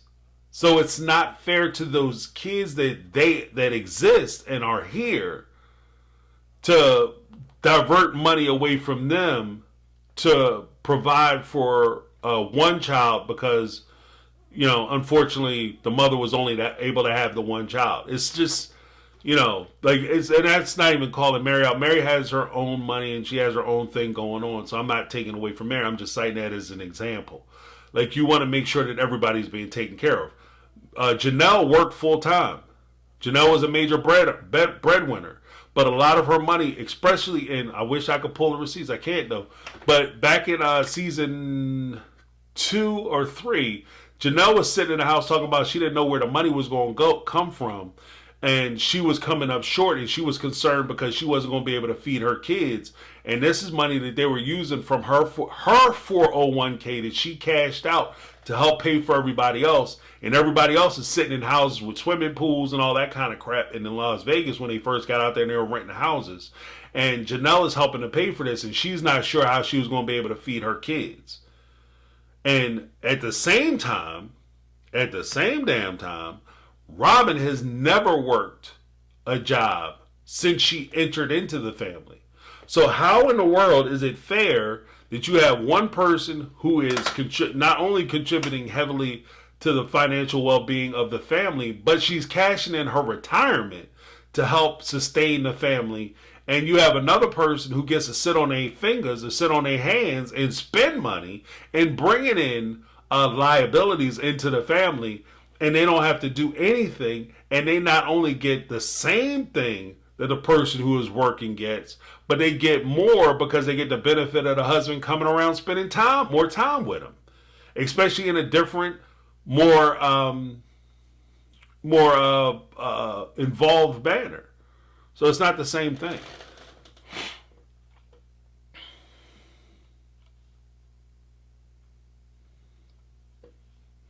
Thank you for coming through, Sarcasm for Fun. I appreciate you. Sleep well. All right. And that's cool. Yeah, guys, I'm gonna go ahead and wrap this up because I know some of you guys have to get in bed, and I appreciate you hanging out with me as long as you did. I appreciate everybody sending stuff around and sending reminders to go ahead and don't forget to hit that like button and subscribe if you're not subscribed. I appreciate everybody. Thank you guys for coming out. Hopefully you had a good time at the after party. We'll be doing this again next week, so look for it. I'm going to figure out some things. I have to recalibrate some stuff, but I will be, just so you know, I will be going live again. I'm going to also be releasing some videos during the course of the week where I'll be breaking down some of these issues. I might even do the financial analysis as a standard video, just because it might be a little easier to get through, and I have to figure out how to do some of the clips that I can put in so I can bring those receipts. So, yeah, it's late as hell for me too, Michelle Woods. I feel you. We on the same time zone. So, thank you guys. Make sure you take care of yourself. Smash that like. Smash that like. Smash that like. Sidekick the like. I'm going to be different. I'm not going to say smash. Sidekick the like. Slap kick it. Yeah, you guys have a great night. Thanks so much for coming out. And just so you know, I'm going to work on this week. I'm going to work on putting my schedule together. So that'll be on my YouTube page. So that way you guys will be able to see. I'll plan out the stuff a little better. So that way you can see when I'm going to be going live, when I'm going to be releasing videos and all that good stuff. And we got some good things I have planned for you guys. Don't forget to give me that HBO special. Guys, thank you so much for coming out. I appreciate you. If it wasn't for you, I would be sitting here looking like a crazy person talking to this camera in this office by myself. So I appreciate you guys, and I appreciate everybody who gives support to the channel, support to me, and keeping this thing alive, and enjoying the channel. Hopefully you guys are enjoying this as much as I'm enjoying you. In other words, thanks guys for coming out. This gotta find my thing. Woo. Go here. Well, in other words, that's my take. I'm James. This has been My Take on Reality, and I'm out.